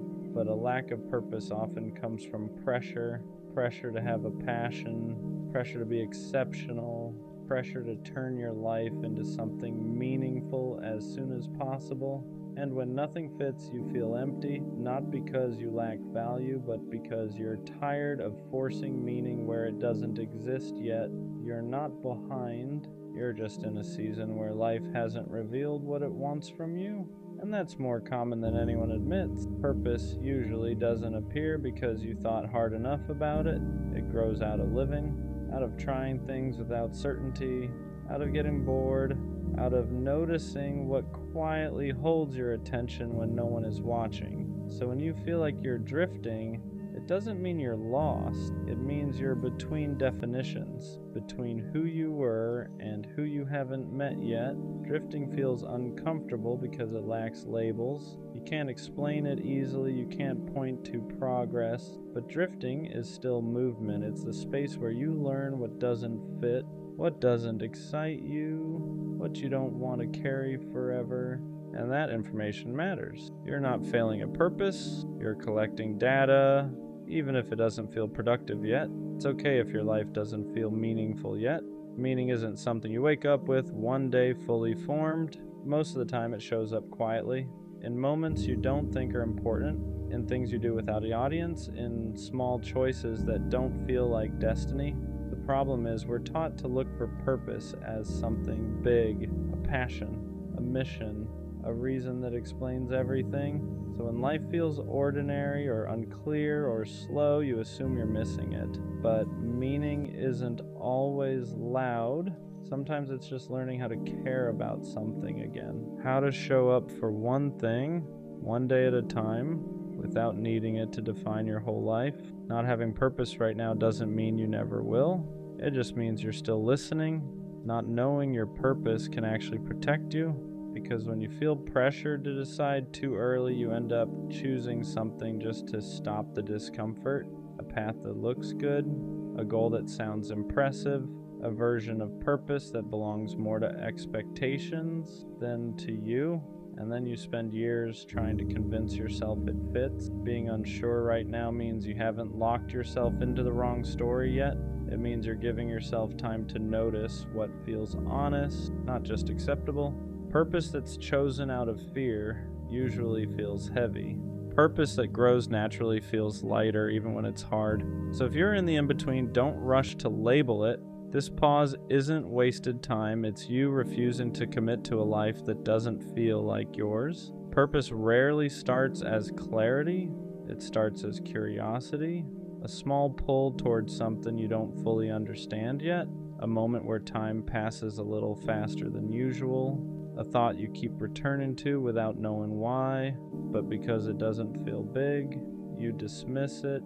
You tell yourself it doesn't count, that it's not serious enough, that it won't lead anywhere. So you wait for certainty instead of following interest, and the waiting feels like emptiness, but purpose isn't found by deciding your whole life at once. It's found by paying attention to what makes you feel slightly more alive than before. You don't need a 5-year plan.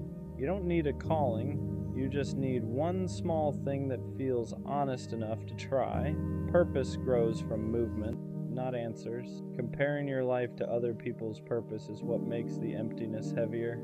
You see people who seem sure, driven, certain, and you assume they know something you don't. But what you're seeing is confidence, not certainty. Most people choose a direction and grow into it later. They don't start with clarity. So when you compare their path to your uncertainty, you're not being fair to yourself, You're measuring your beginning against someone else's middle.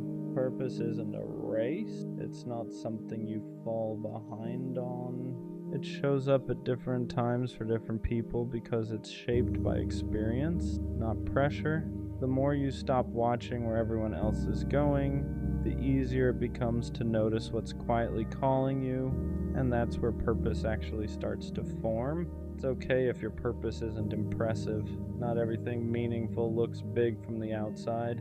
We're taught that purpose has to be visible. A career, a mission, something people can point to and admire. So when what matters to you feels small, you dismiss it. But simple purpose still counts. Being someone who listens well, being steady when others are overwhelmed, creating small moments of calm, showing up quietly, consistently. Not all purpose is loud. Some of it lives in how you treat people, in how you carry yourself through ordinary days, in how you don't make the world heavier just by being in it. If your life feels purposeless right now, it might be because you're looking for something dramatic and missing what's already there. Purpose doesn't always announce itself. Sometimes it's just the way you exist without giving up on yourself.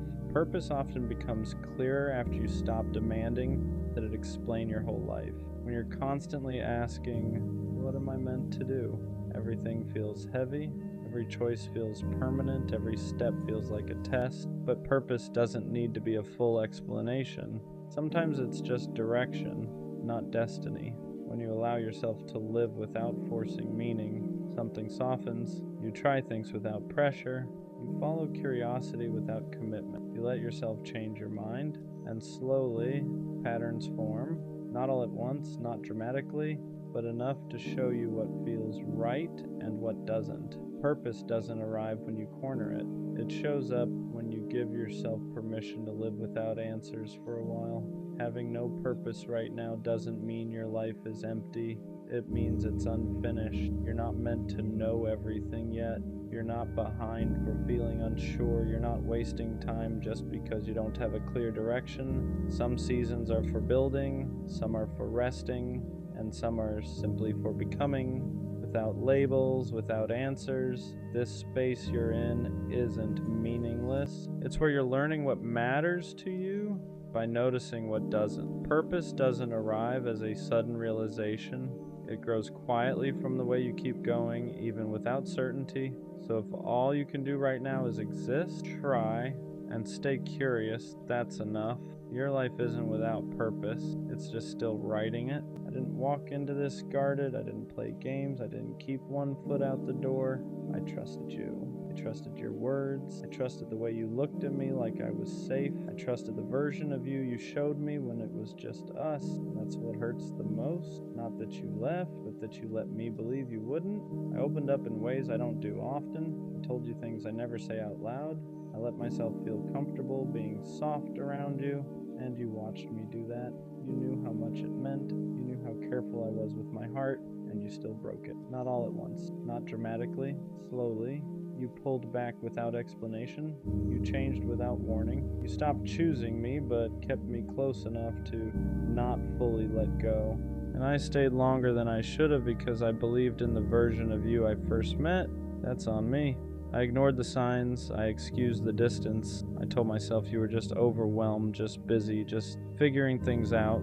But the truth is, you were figuring out life without me, and I was still holding space for you, like you were coming back.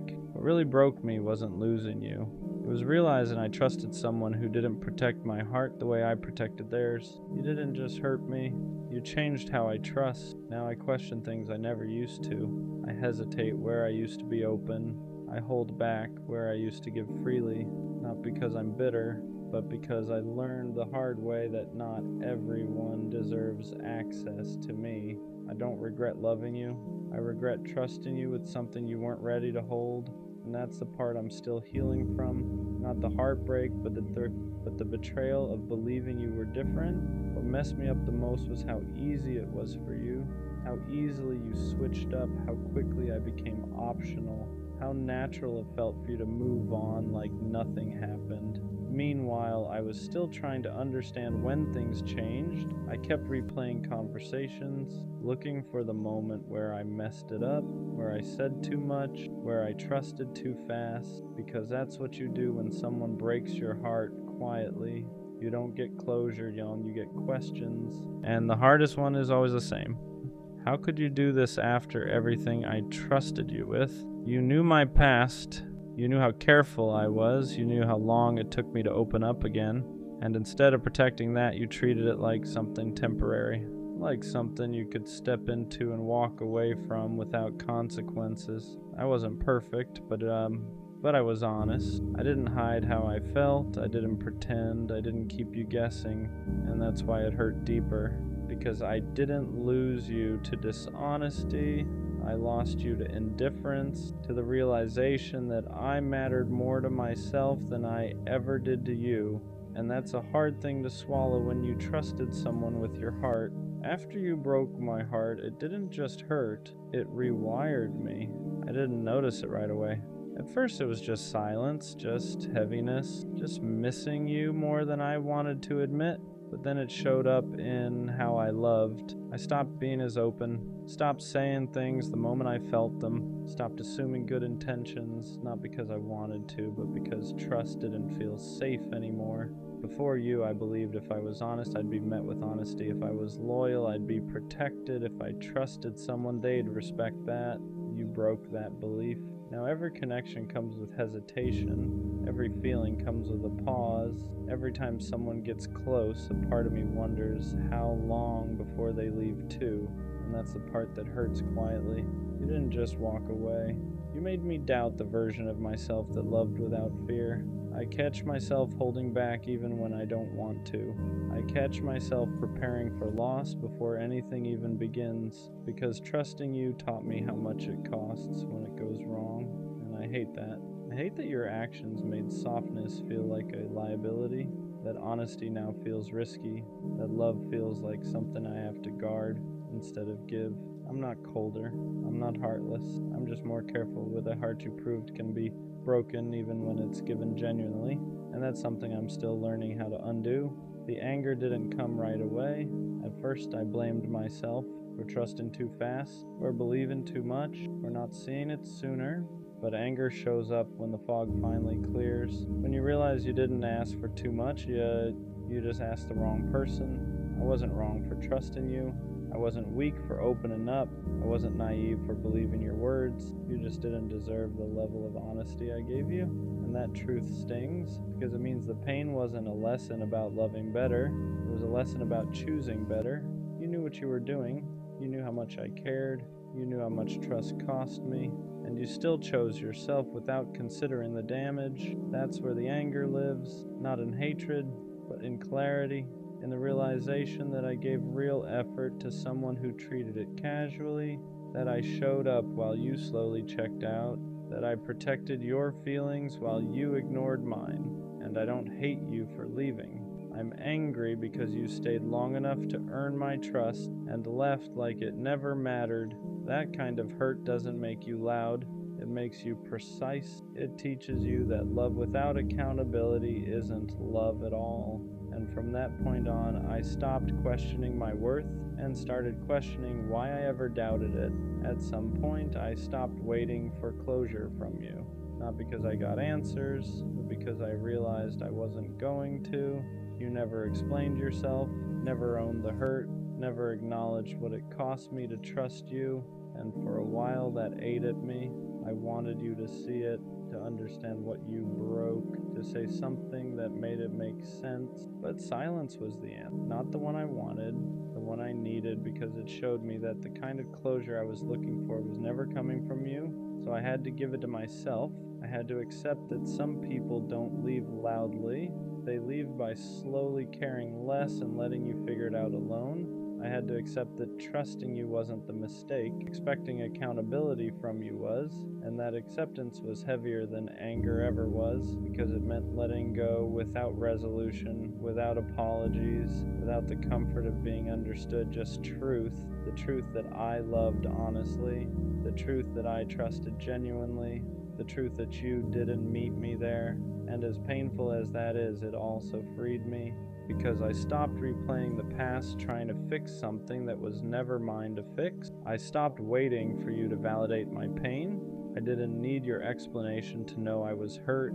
I didn't need your apology to know I deserved better. Sometimes closure isn't a conversation. Sometimes it's the moment you stop giving someone access to a heart they already proved they wouldn't protect. After everything fell apart, the hardest thing wasn't trusting someone new. It was trusting myself again, trusting that my instincts weren't broken, trusting that my heart wasn't a liability, trusting that loving you didn't mean there was something wrong with me. Because when someone breaks your heart like that, you don't just lose them, you lose confidence in your judgment. You start second-guessing everything. Was I blind? Was I too much? Did I imagine the connection? And for a while I believed the problem had to be me. But slowly that started to change. I realized something important. I didn't ignore red flags. There weren't clear ones at the beginning. You showed up. You said the right things. You made me feel safe enough to trust. That wasn't stupidity. That was honesty. So instead of punishing myself for believing in you, I started respecting myself for how genuine I was. I stopped calling my openness a mistake, stopped treating my softness like a flaw, stopped blaming myself for someone else's inability to show up. Rebuilding trust meant accepting this truth. I didn't fail myself by trusting you.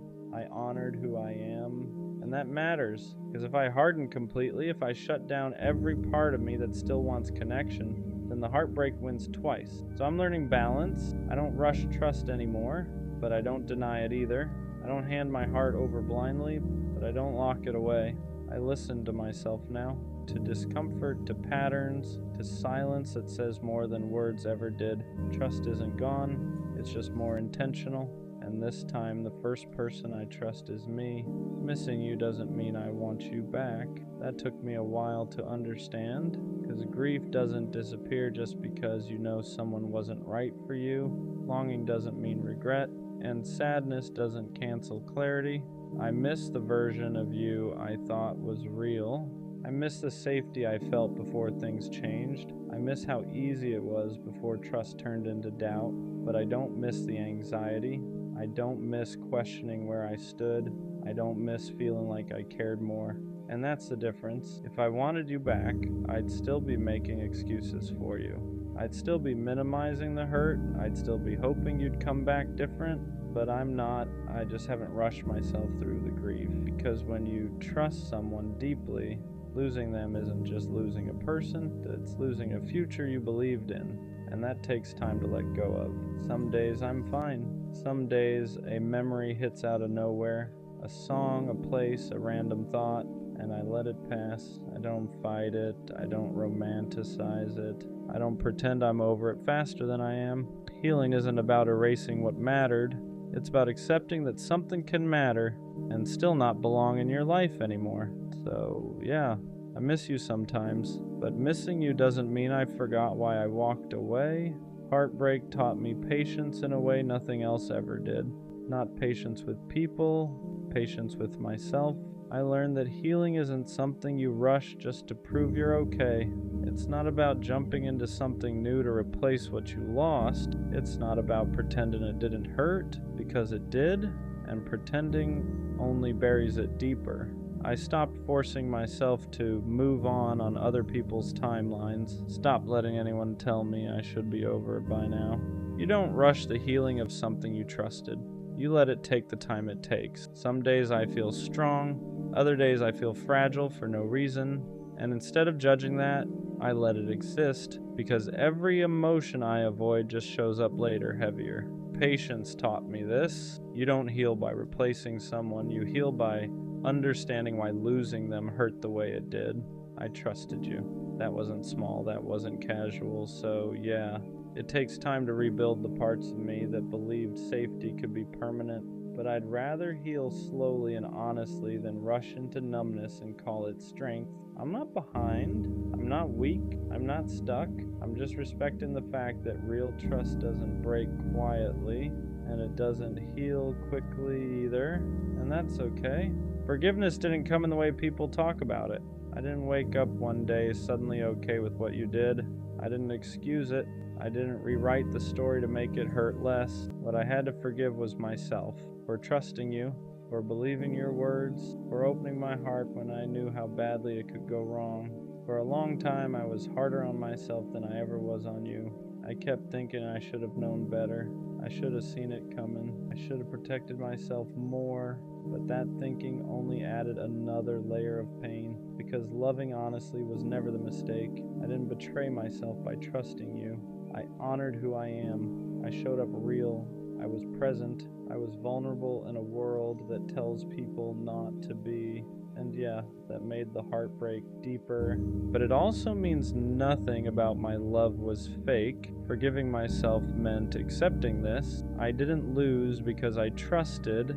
I lost because someone couldn't meet me at the level I was willing to give.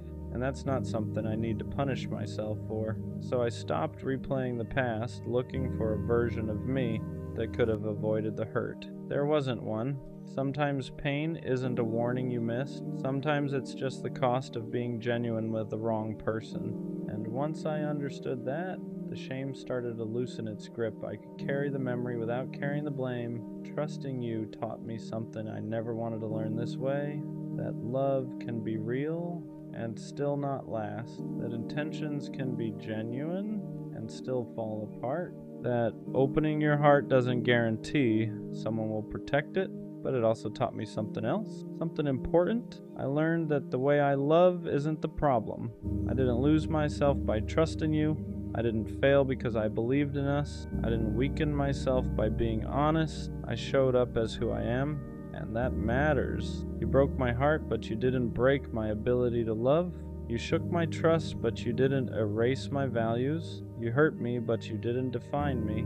What you really did was show me the difference between someone who feels safe and someone who actually is, between words and consistency, between effort and presence, between connection and commitment. I won't forget you, not because I want you back, but because you were a chapter that taught me how deeply I can feel.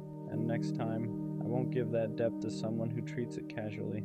I'll trust again, just not blindly. I'll love again, just not at the cost of myself. You didn't ruin love for me. You clarified it. And even though the heartbreak hurt, I walk away knowing this. I was real.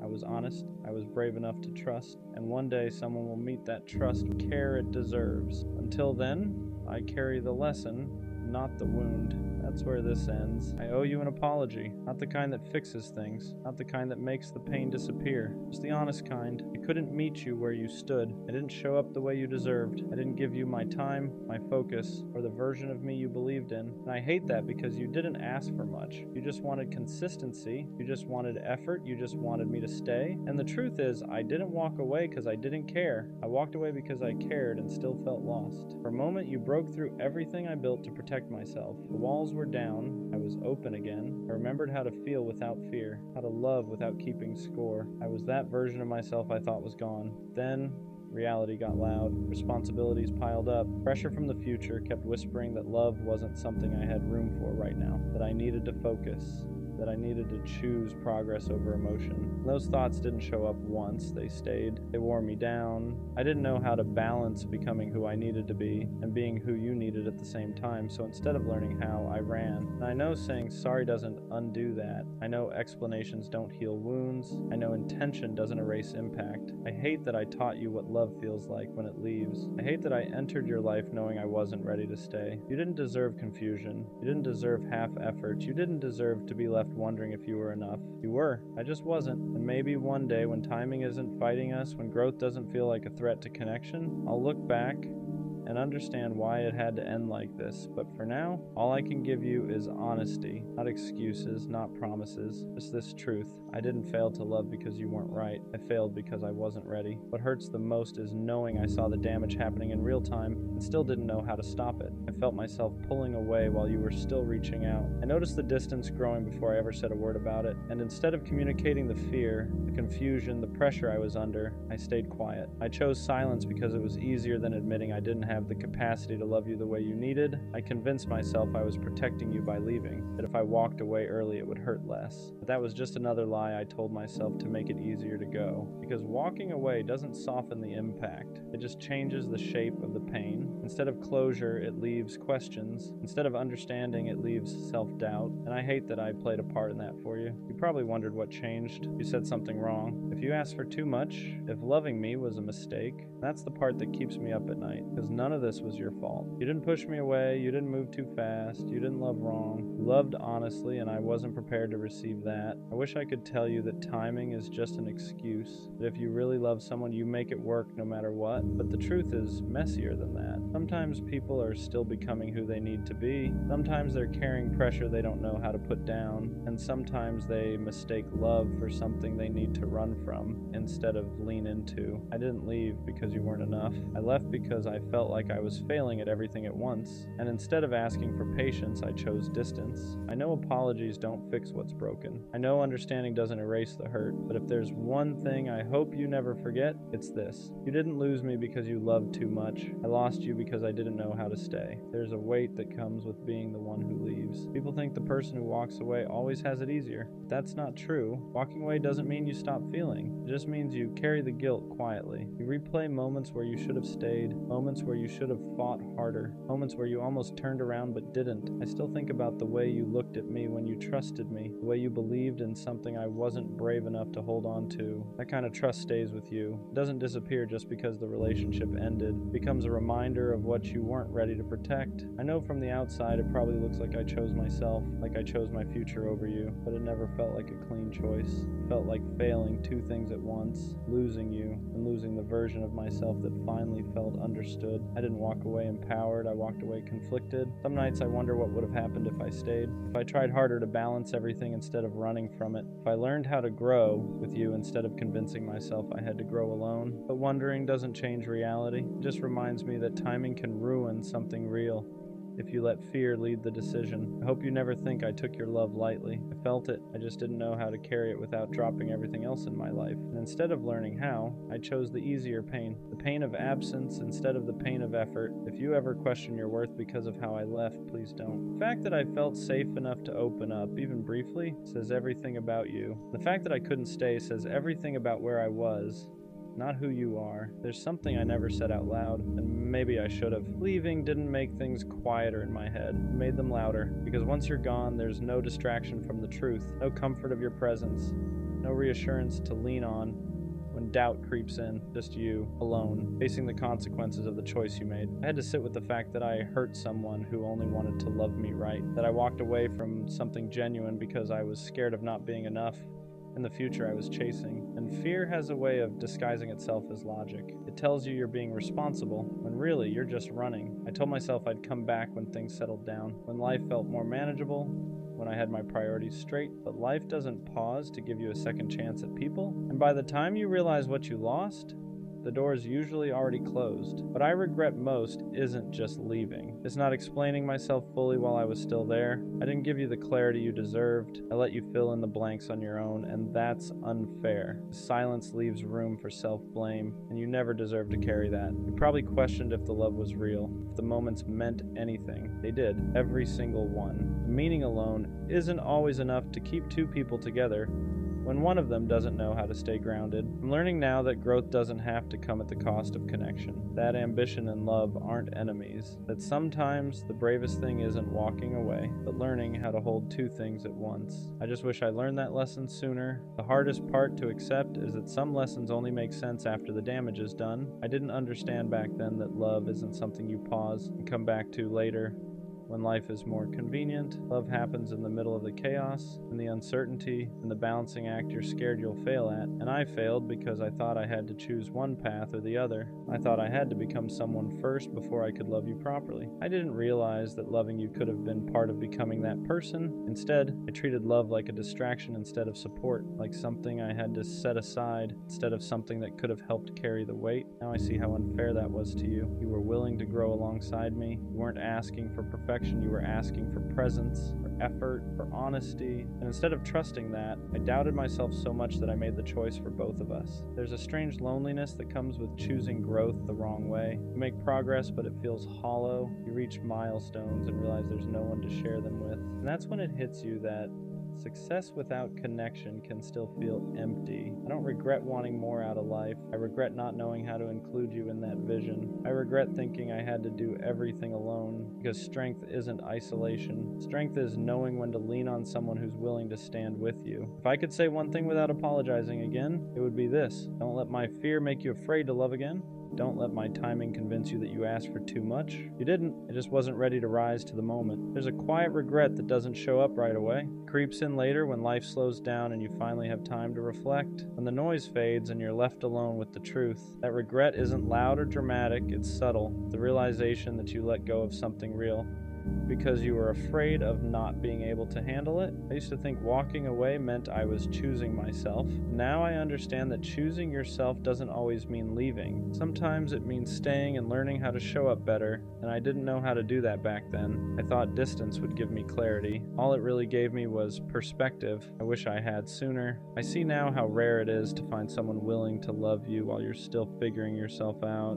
Someone patient enough to stand beside you without demanding you have everything together. And I walked away from that because I didn't believe I could be both growing and loving at the same time. There are moments I want to reach out, to explain everything I didn't know how to say before, but I don't, because reopening wounds for my own peace wouldn't be fair to you. Some apologies are meant to stay unspoken, carried quietly as lessons instead of words. I hope you found someone who meets you with the same energy you gave, someone who doesn't hesitate, someone who chooses you without second guessing. And if you haven't yet, I hope you at least learned that the love you offer is rare. The way you care isn't something everyone can handle, but the right person will treasure it. As for me, I'm learning that readiness isn't something you wait for.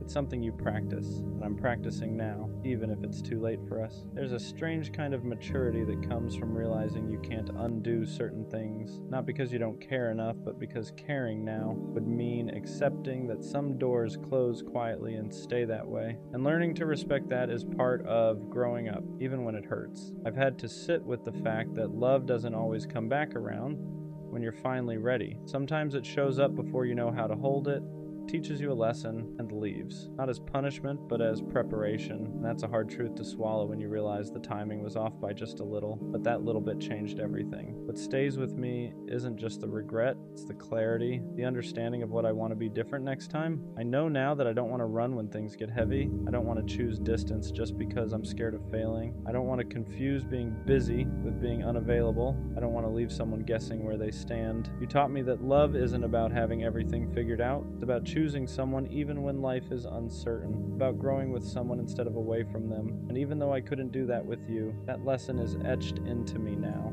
I hope you never look back and think you weren't enough. You were more than enough. You were just early, and sometimes early still hurts like loss. There are people we don't end up with who still change the trajectory of our lives. You were one of those people for me, and even if our story didn't continue, it mattered. It always will. This is where I finally stop apologizing and start accepting. Accepting that some connections aren't meant to be fixed, revisited, or explained away. They're meant to be learned from and released. Holding on to guilt doesn't change the past, and holding on to hope doesn't rewrite the ending. All it does is keep you stuck in a moment that already passed. I didn't lose you because love wasn't real. I lost you because timing, fear, and growth didn't align. And as painful as that is to admit, it's also freeing, because it allows me to move forward without pretending I was the victim or the villain. I was just someone who didn't know how to stay yet. You don't owe me forgiveness, you don't owe me understanding, and I don't expect you to remember me kindly. All I hope is that you remember the love for what it was. Honest, real, human, even if it couldn't last. I carry this with me now. Not as regret that weighs me down, but as awareness that shapes who I become. I know how fragile connection is. I know how rare it is to find someone who sees you fully and still stays. And next time, I won't confuse love with something I need to run from. Some people are meant to be chapters, not the whole book. And even though this chapter ended before I was ready, it taught me how to write the next one with more care. Wherever you are, I hope you're loved the way you tried to love me. And for the first time, I'm not saying sorry. I'm saying thank you. I don't know who needs to hear this, but you have to let them go. Not slowly, not halfway, not with one foot still stuck in the past. You have to actually let them go, because they're not coming back. Not in the way you want, not in the way you deserve. And holding on to that hope is what's keeping you stuck. That's the hardest part to accept. Not the loss itself, but the finality of it. The idea that the version of them you're waiting for doesn't exist anymore. Or maybe it never did. You keep replaying memories, rereading old messages, telling yourself that if you just wait a little longer, they'll realize what they lost. That they'll come back changed, more sure, more ready. But the truth is, if they wanted to come back, they would have already. Letting go feels like betrayal. Like you're giving up on something that once meant everything to you. It feels wrong to stop caring when you cared so deeply for so long. Your mind keeps fighting it, saying just one more day, just one more chance, just one more sign. But every extra day you hold on is another day you delay your own healing. You don't let go because you stopped loving them. You let go because loving them is costing you yourself, your peace, your sleep, your confidence, your ability to be present. You've been living in a constant state of waiting for a text, waiting for clarity, waiting for closure that isn't coming, and that waiting has slowly been draining you. Here's what nobody tells you. Closure doesn't always come from a conversation. Sometimes closure is realizing that silence is the answer, that their absence is the explanation, that the confusion you feel is the clarity you've been avoiding, because someone who truly wants to be in your life won't make you question where you stand. You keep thinking that letting go means nothing good will ever replace what you lost, that you missed your chance, that this was the one. That's grief talking, not truth. Grief narrows your vision, makes the past feel bigger than the future. It convinces you that the best days are behind you, when in reality they haven't even happened yet. Letting go doesn't happen all at once. It's a series of small, painful choices. Choosing not to check their profile, choosing not to reread old messages, choosing not to fantasize about a version of them that no longer exists, choosing yourself, even when it hurts. And yeah, it's a hard pill to swallow, one of the hardest. But the sooner you swallow it, the sooner you can breathe again. The sooner your life starts moving forward instead of replaying the same chapter over and over. Good things are going to come again. I promise you that. They can't find you if you're still emotionally living somewhere you no longer belong. Right now, it probably feels impossible to believe that anything good could come after this. When you lose someone you were attached to, your world shrinks. Your future starts looking empty, quiet, unfamiliar. You measure everything against them. Every laugh feels weaker. Every conversation feels forced. Every good moment feels incomplete because they're not there to share it with. That's normal. Your brain is grieving what could have been, not just what was. You're mourning the plans you never got to live out, the version of the future you built in your head, the comfort of having someone to lean on. And when that disappears, your mind panics, tells you this was it. This was your chance. You won't feel like this again. But that voice isn't truth. It's fear. Fear tries to convince you that staying attached is safer than starting over, that even pain you recognize is better than uncertainty. So you cling to what's familiar even when it hurts you, even when it drains you, even when it keeps you stuck in the same emotional place you've been in for too long. Letting go feels like stepping into darkness. You don't know what's on the other side yet.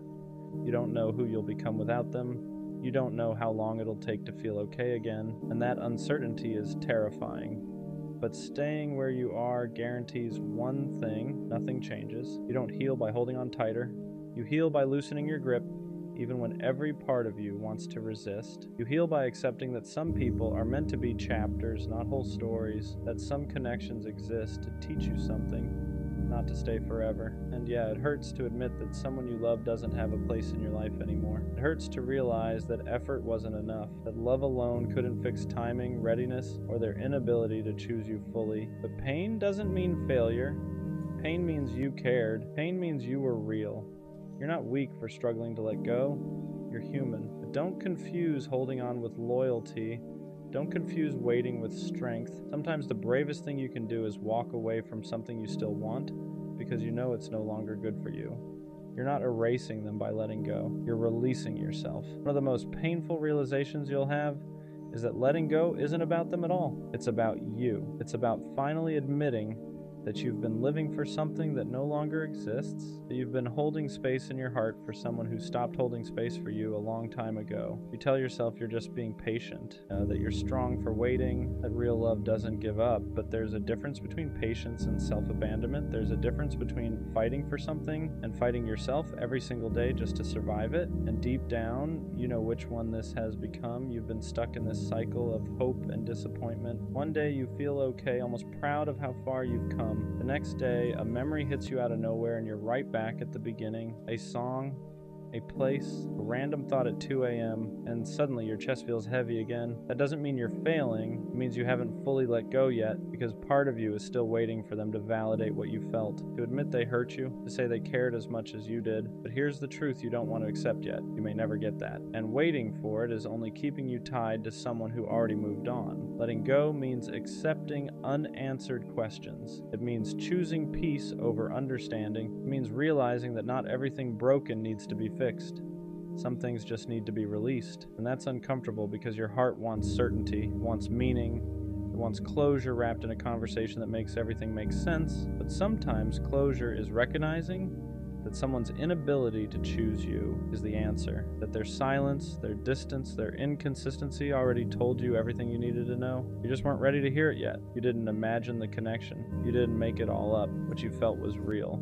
But real feelings don't guarantee a real future, and holding on to that distinction is one of the hardest lessons you'll ever learn. You're not behind for struggling with this. You're not weak for missing them, but you are allowed to stop suffering for someone who isn't suffering without you. There comes a moment where you have to be honest with yourself about what you're really holding on to. Is it them, or is it the version of them you created in your head? The version that would have changed, the version that would have stayed, the version that would have finally chosen you the way you needed, because most of the time, that's what keeps you stuck. Not reality, but imagination. You fell in love with potential, with what could have been. If things were different, if timing was better, if they were more emotionally available, if they wanted the same future you did. But you can't build a life on ifs, and you can't heal while you're still negotiating with the past. Your heart keeps saying just a little longer. Your mind keeps saying maybe one more chance. But your body is exhausted, tired of carrying the weight, tired of the anxiety, tired of waking up every day with the same ache in your chest. That's your sign. Not everything that hurts is meant to be held on to. Letting go doesn't mean you pretend it didn't matter. It mattered deeply. That's why it hurts. But there's a difference between honoring what you felt and imprisoning yourself in it. You're allowed to acknowledge the love without chaining yourself to the loss. And here's something important. Moving on doesn't mean you'll forget them. You won't. Certain people leave marks on us, but those marks don't have to control where we go next. They can be reminders instead of wounds, lessons instead of anchors. Right now you're still looking backward, trying to make sense of something that already ended, but life doesn't unfold in reverse. There are people you haven't met yet, versions of yourself you haven't grown into yet, moments that will make this pain feel smaller in comparison. You just can't see them because you're still standing in the doorway of what was. Letting go is choosing to step forward even when your legs are shaking, even when you're scared of what's next, even when you don't feel ready, because staying where you are is hurting you more than leaving ever could. One of the hardest things you'll face once you start letting go is the emptiness it leaves behind. Not just emotional emptiness, but routine emptiness. They used to be part of your day, someone you talked to when something good happened, someone you leaned on when things went wrong. And now there's this silence where their presence used to be. That silence can feel unbearable at first. Your instinct will be to fill it with distractions, with new people, with anything that keeps you from sitting with the loss. And while distractions can help temporarily, they won't heal you if you use them to avoid feeling. Because healing requires you to feel it fully, to sit in the discomfort, to accept that this chapter ended and that it's okay to grieve it. You might catch yourself wanting to reach out, not because you have something to say, but because you miss the familiarity, the comfort, the version of yourself that existed when they were around. But understand this, missing someone doesn't mean they're meant to be in your life again. It just means they were once important. There's a difference between love and attachment. Love wants what's best for both people. Attachment wants relief from pain. And most of the time when you want to go back, it's attachment talking, not love. It's the part of you that's scared of being alone, not the part that's thinking clearly. This is where growth actually happens. In the moments where you choose not to reach out, where you choose to sit with the ache instead of numbing it. You choose yourself even when it feels lonely. Every time you make that choice, you're rebuilding trust with yourself. You're proving that you can survive without them. And And slowly, that silence won't feel so loud anymore. It'll start to feel like space. Space to think, space to breathe, space to rediscover who you are without them. And in that space, something new begins to form. Not another person, but a stronger version of you. One of the hardest things you'll face once you start letting go is the emptiness it leaves behind. Not just emotional emptiness, but routine emptiness. It used to be part of your day. Someone you talked to when something good happened, someone you leaned on when things went wrong. And now there's this silence where their presence used to be. That silence can feel unbearable at first. Your instinct will be to fill it with distractions, with new people, with anything that keeps you from sitting with the loss. And while distractions can help temporarily, they won't heal you if you use them to avoid feeling, because healing requires you to feel it fully, to sit in the discomfort, to accept that this chapter ended and that it's okay to grieve it. You might catch yourself wanting to reach out, not because you have something to say, but because you miss the familiarity, the comfort, the version of yourself that existed when they were around. But understand this.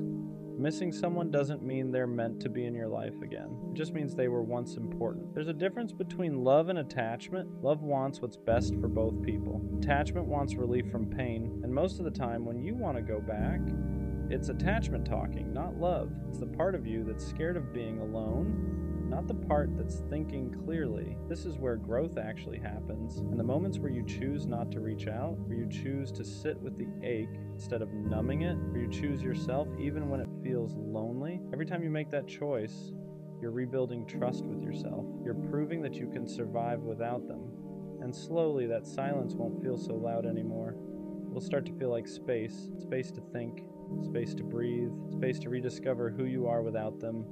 And in that space, something new begins to form, not another person, but a stronger version of you. Eventually, you start noticing small shifts, not dramatic ones, nothing that feels like a movie moment, just quiet changes. You wake up and they aren't the first thought in your head anymore. You go a few hours without checking your phone. You laugh at something and realize it didn't immediately remind you of them, and for a second you feel guilty for that. Like moving forward means erasing what you had. It doesn't. Healing isn't linear.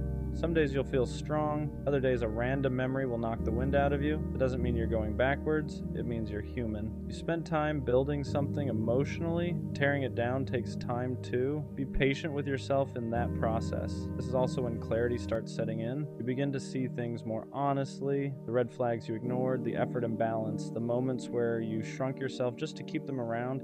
You realize how often you settled for breadcrumbs and called it love because you didn't want to accept the truth. And instead of hurting you, that realization empowers you. Because now you know what you don't want. You know what you won't tolerate again. You know that love shouldn't feel like confusion, anxiety, or constant self-doubt. It shouldn't make you question your worth. It shouldn't require you to beg for effort or clarity. You also start forgiving yourself for staying too long, for hoping too hard, for ignoring your intuition. You did the best you could with what you knew at the time. That version of you was just trying to be loved. There's nothing shameful about that. And slowly you stop romanticizing the past. You stop replaying only the good parts. You start remembering the nights you felt lonely even when they were still around, the times you felt anxious instead of secure, the moments you felt like you were asking for too much when you were really just asking the wrong person. That's when letting go stops feeling like loss. It starts feeling like relief. At some point, you stop asking yourself why it didn't work. That question loses its power, not because you found every answer, but because you finally realize the answers wouldn't change the outcome. Understanding doesn't always heal you. Acceptance does. You accept that you loved genuinely, even if it wasn't returned the same way. You accept that you showed up fully, even if they didn't know how to meet you there. You accept that some people come into your life to teach you something, not to stay forever. And that lesson, as painful as it was, shaped you into someone wiser. You start trusting yourself again, trusting your judgment, trusting your ability to walk away when something doesn't feel right, trusting that if something ends, you will survive it. That trust is powerful. It changes how you approach everything else in your life. You become more intentional with your time, with your energy, with who you allow access to you. You no longer chase people who are unsure about you. You no longer explain your worth to anyone. You no longer wait around hoping someone will choose you, because you already chose yourself, and that choice shifts everything. You realize you don't need someone to complete you. You're already whole. You wanted them, yes, but you don't need them to be okay. That realization doesn't make you cold. It makes you free. Free from the constant anxiety, free from the emotional limbo, free from the cycle of waiting. You still believe in love, you still want connection, but now you want it without losing yourself, without shrinking, without begging, without settling. You want something that adds to your life, not something you have to recover from, and that's how you know you're healing. Not when the pain disappears completely, but when it no longer controls your decisions. I don't know who needs to hear this right now, but you have to let them go. Not because you didn't care enough, not because what you felt wasn't real, but because holding on to something that's already gone is only hurting you more. They're not coming back, and I know that's a hard pill to swallow. It's one of those truths that sits heavy in your chest because part of you is still hoping, still replaying memories, still thinking maybe one day things will go back to how they were. But the truth is, if they wanted to come back, they would have. You wouldn't be sitting here questioning everything. You wouldn't be overanalyzing every small sign. You wouldn't be waiting for a text that never comes. Someone who wants to be in your life makes that clear. They don't leave you guessing, they don't disappear, and expect you to keep the door open forever. Letting go doesn't mean what you had didn't matter. It doesn't erase the memories, the connection, or the time you shared. It just means you're choosing to stop living in the past. You're choosing to stop punishing yourself by holding on to something that no longer exists, and that choice takes strength, even if it doesn't feel like it right now. I know part of you is scared. Scared that letting go means starting over. Scared that you won't feel that way about anyone else again. Scared that this was your one chance at something special. But that fear is lying to you. Life doesn't give you just one opportunity for love, connection, or happiness. It gives you many, but only if you make space for them. The sooner you let go, the sooner you heal. The sooner you stop checking their page, rereading old messages, and asking yourself what you did wrong, the sooner you start moving forward. And moving forward doesn't mean forgetting. It means accepting. It means allowing yourself to grow past this version of your life. Good things are going to come again, not the exact same things, not the same person, not the same situation, but something new, something healthier, something that won't leave you feeling confused, unchosen, or stuck. I promise you that. So let this be your reminder. You don't need to keep holding on to prove how much you cared. You've done enough. It's okay to release what no longer serves you. Sometimes the bravest thing you can do is finally say goodbye, even when part of you still wishes they'd stay. You know that one friend who always looks fine on the outside? The one who never really asks for help? The one who somehow holds everything together without making a sound? They're the one who cracks jokes when the room feels awkward, the one who lightens the mood when things get heavy, the one who says, "I'm good," so casually that nobody questions it, but if you look closely, their eyes tell a different story. They're always there, always listening, always giving advice, always making time. If someone's hurting, they show up. If someone needs comfort, they provide it. If someone feels lost, they help them find direction. They became the glue without ever asking to be. And over time, they learned something dangerous. They learned that people rely on them being strong. They learned that when they show pain, it makes others uncomfortable, so they stop showing it. They mastered the art of looking okay. You don't see how tired they really are. You don't see the nights they sit in silence, staring at nothing, trying to keep themselves from falling apart. They laugh, but it's lighter now. They smile, but it doesn't reach the same place as it used to. They say they're just tired, when in reality they're exhausted in ways sleep can't fix. They learned how to bottle everything up, how to swallow emotions mid-sentence, how to carry pain quietly so no one else has to deal with it, because they don't want to be a burden. They don't want to ruin the mood. They don't want to take up space, so they shrink themselves emotionally, even while holding space for everyone else. And the craziest part, they're not asking to be saved. They don't want attention. They don't want pity. They don't want grand gestures. They just want someone to notice, someone to really ask how they're doing and actually stay for the answer. Someone to notice that their laughter sounds a little forced lately, that their messages are shorter, that they're physically present but mentally somewhere else. Someone to say, "You don't have to be strong right now," because being the strong one gets lonely. You carry everyone else's weight and still feel guilty for having your own. You feel like you don't have permission to fall apart because everyone else depends on you staying together. But even strong people need rest. Even strong people need to cry. Even strong people need reassurance. Strength doesn't mean never breaking. It means breaking quietly and still showing up. And that's not fair. So if you have that friend, the one who's always okay, the one who never complains, the one who holds everyone else together, check on them, not with a quick "you good?" Not with a surface level question. Check on them with presence, with patience, with a real conversation. Because sometimes the people who seem the most okay are the ones who need love the most. And sometimes all it takes is one person finally seeing them for the weight they've been carrying alone. Why do you keep chasing someone who keeps showing you the same outcome?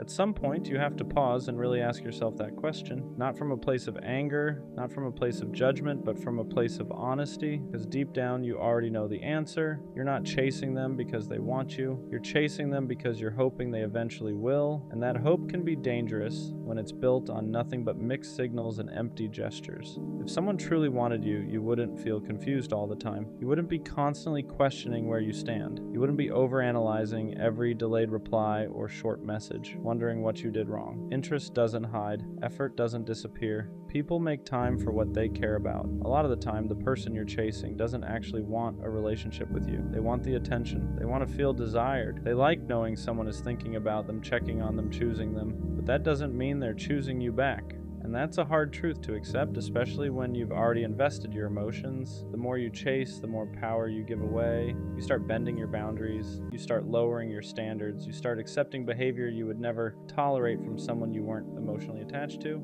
And slowly, without even realizing it, you teach them that they don't have to show up for you to keep you around. Self-respect isn't about being cold or heartless. It's about knowing when to stop pouring into a cup that's never going to fill you back up. It's about recognizing that your time, your energy, and your feelings are valuable. They are not meant to be handed out to someone who only shows interest when it's convenient for them. When you stop texting first, when you stop checking to see if they viewed your story, when you stop making excuses for their lack of effort, something powerful happens. You create space for clarity, space for peace, space for someone who won't make you feel like you have to compete for basic attention. Walking away doesn't mean you didn't care. It means you finally cared about yourself enough to stop chasing someone who was never running toward you in the first place. You don't lose anything by choosing yourself. The only thing you lose is the illusion that one day they might change. Respect yourself enough to stop chasing. The right person will never need to be convinced to choose you. Every girl needs to understand this, and I mean really understand it. If you have a man in your life who is willing to do anything for you, a man who loves you unconditionally, who shows up without being asked, who takes the extra step even when he's tired, even when he's stressed, even when life isn't going his way, that is not normal. That is rare. That is something most people spend their entire lives searching for and never find. A man like that doesn't just come around every relationship. You get that man once, maybe twice in your entire lifetime if you're lucky. And if you decide to let him go, if you push him away, if you take him for granted, you didn't just lose a relationship.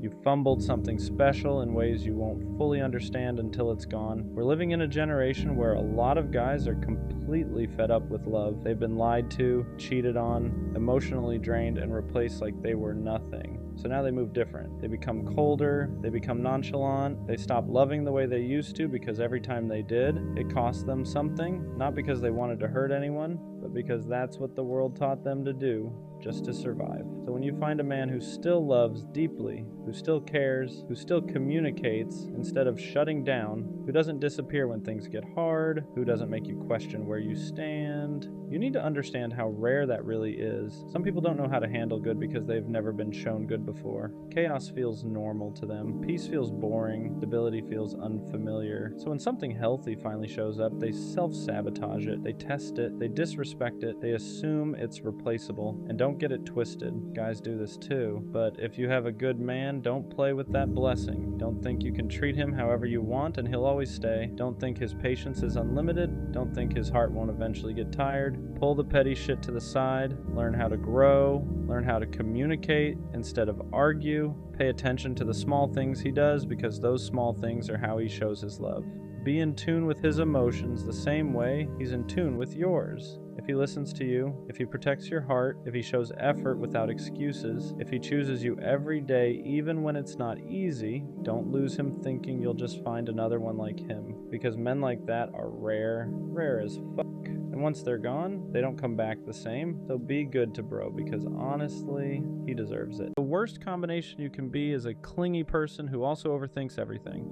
Because your heart and your mind are never on the same team. Your heart just wants closeness. It wants to be next to them, wants to hold them, hug them, feel their presence, fall asleep next to them, talk about nothing, do everything together.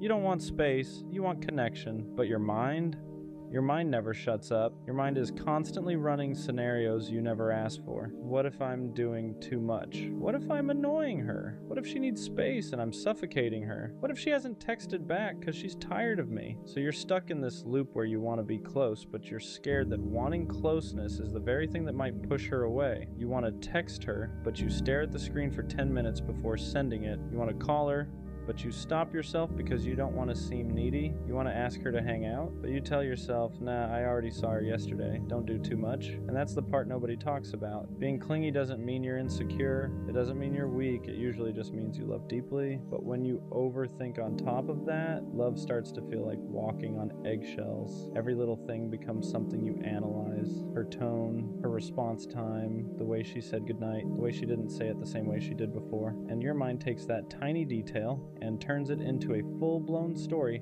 about how you're about to lose her, so you pull back. Not because you want to, but because you're scared. You start acting less like yourself. You become quieter. You stop being affectionate the way you naturally are. You stop saying what you feel in the moment. And the crazy part is, the thing you're afraid of becoming too much slowly turns into you becoming too little. You convince yourself distance is safer than vulnerability, that silence is better than risking rejection, that holding back is better than being honest. But here's the truth you need to hear. If she chose you knowing how you are, then you being yourself is not the problem. She didn't accidentally end up with you. She saw you. She learned you. She felt your energy, and she still stayed. Every thought in your head is not a fact. Just because your mind says something doesn't make it true. Your mind is trying to protect you from pain, but sometimes it protects you so hard that it sabotages the very thing you care about. Love isn't about constantly shrinking yourself so someone doesn't leave. Real love isn't built on fear. If someone truly wants you, your affection won't scare them away. Your presence won't be a burden. Your desire to be close won't be too much, and if someone makes you feel like it is, then the problem was never your heart. You don't need to punish yourself for loving loudly. You don't need to silence your feelings just to seem cooler. You don't need to turn cold to protect yourself. Sometimes the bravest thing you can do as an overthinker is trust that not every good thing is about to disappear. Let yourself love the way you love. Let yourself be close. Let yourself feel. Because the right person won't see your clinginess as a flaw. They'll see it as care, as effort, as love. And the moment you stop fighting who you are, love stops feeling like a constant battle inside your head. Caring deeply for someone who was never interested in you is one of the fastest ways to lose yourself. It's exhausting in a way people don't talk about enough. You keep trying, hoping something will change, convincing yourself that if you give a little more, love a little harder, or wait a little longer, it'll finally turn into something real. But the truth is, nothing grows where there's no effort on the other side. Think about the pattern. They don't reach out first. They take hours, sometimes days, to respond. Conversations feel forced or short. Plans rarely happen. And yet you're still showing up emotionally, investing time, and holding space for someone who isn't doing the same for you. That imbalance slowly wears you down. Not all at once, but quietly. Until one day you realize you've been pouring into a cup that was never meant to be filled. What hurts the most isn't that it didn't work out. It's the way it makes you question your worth. You start wondering why you weren't enough or what you could have done differently, but the reality is your value was never the issue. Interest can't be forced, and connection can't be created by effort alone. Staying where you're not wanted teaches your mind to accept less than you deserve. It makes rejection feel familiar. It turns hope into habit and disappointment into routine, and over time it chips away at the way you see yourself. That's why walking away isn't giving up, it's choosing to protect your peace. If someone doesn't want you, believe them, not because you're lacking, but because the right person won't make you question where you stand. They won't leave you guessing. They won't make affection feel like a reward you have to earn. Letting go doesn't mean it didn't matter. It means you're finally allowing yourself to move towards something that does. Stop holding on to potential that only exists in your head. Stop trying to read meaning into small gestures or brief moments of attention. Consistency is clarity, and when you finally choose to step back, you'll notice something important. Your energy returns, your confidence rebuilds. You remember who you were before you started shrinking yourself to fit into someone else's indifference. Choose the path that leads you to someone who wants you without hesitation. Choose yourself. And if you can still listen, even when it's hard, there's still a way back. It's letting the distance grow so wide that you forget how to listen to the person you once loved without effort. Because the real loss isn't the argument, it's I'm still here. I still care. Let's figure this out together. And the truth is, sometimes the most powerful thing you can say isn't another argument. Love survives not because people never argue, but because at some point they choose understanding over being right. Sometimes the only way back to each other is slowing down and actually hearing what's being said beneath the anger. Because love isn't about who wins, it's about who's willing to listen even when it's uncomfortable, even when it hurts your pride, even when silence feels easier. You have to stop fighting each other and start fighting for the version of us that existed before ego took over. Not by winning the argument, not by proving your point harder, not by keeping score of who's hurt who more. If you still care, if there's even a small part of you that hopes things can get better, then something has to change. And now both of you are stuck arguing through the pain instead of talking through it. You're not angry, you're hurting, but the pain comes out sideways. Instead of saying, I'm scared of losing you, you argue over something small that doesn't even matter. Instead of saying, I feel ignored, you shut down. So instead of saying, that hurt me, you raise your voice. Especially as a man, you were probably never taught how to communicate hurt without sounding cold, defensive, or angry. I don't want to lose you. That storm where both people are tired, emotionally drained, misunderstood, and too hurt to say the one thing that actually matters. Every real connection goes through this phase. But here's the part nobody really talks about. You just want to feel seen again. You want to feel like your feelings still matter, like the version of you that made them laugh, that made them feel safe, that made them choose you is still there, somewhere underneath all this tension. You don't want to argue, you don't want to push them away, you don't want to feel distant from someone who used to feel like home. What hurts the most is that deep down, neither of you actually wants this. Now it feels like every conversation is a competition. You're fighting to be heard, they're fighting to be right, and while you're both swinging, nobody's actually winning. You miss when things were easy, when you could sit in silence together and it didn't feel awkward, when laughing came naturally, when being around each other felt safe, not stressful, and you miss how it used to be. You look at each other and it doesn't feel soft anymore, it feels tense, like you're walking on eggshells trying not to set the other person off. It's about tone, it's about who said what, who felt disrespected, who's wrong, who needs to apologize first. The texts start feeling colder, shorter, dry. Calls don't last as long anymore. And when you do talk, it's not about love. It's not about missing each other. It's not even about how your day went. Like you could say something as simple as, good morning. And by the end of the conversation, it's, why are you talking to me like that? Or, what's your problem? You ever reach that point in a relationship where everything somehow turns into an argument? Caring deeply for someone who was never interested in you is one of the fastest ways to lose yourself. It's exhausting in a way people don't talk about enough. You keep trying, hoping something will change, convincing yourself that if you give a little more, love a little harder, or wait a little longer, it'll finally turn into something real. But the truth is, nothing grows where there's no effort on the other side. Think about the pattern. They don't reach out first. They take hours, sometimes days, to respond. Conversations feel forced or short. Plans rarely happen. And yet you're still showing up emotionally, investing time, and holding space for someone who isn't doing the same for you. That imbalance slowly wears you down. Not all at once, but quietly. Until one day you realize you've been pouring into a cup that was never meant to be filled. What hurts the most isn't that it didn't work out. It's the way it makes you question your worth. You start wondering why you weren't enough or what you could have done differently, but the reality is your value was never the issue. Interest can't be forced, and connection can't be created by effort alone. Staying where you're not wanted teaches your mind to accept less than you deserve. It makes rejection feel familiar. It turns hope into habit and disappointment into routine, and over time it chips away at the way you see yourself. That's why walking away isn't giving up, it's choosing to protect your peace. If someone doesn't want you, believe them, not because you're lacking, but because the right person won't make you question where you stand. They won't leave you guessing. They won't make affection feel like a reward you have to earn. Letting go doesn't mean it didn't matter. It means you're finally allowing yourself to move towards something that does. Stop holding on to potential that only exists in your head. Stop trying to read meaning into small gestures or brief moments of attention. Consistency is clarity, and when you finally choose to step back, you'll notice something important. Your energy returns, your confidence rebuilds. You remember who you were before you started shrinking yourself to fit into someone else's indifference. Choose the path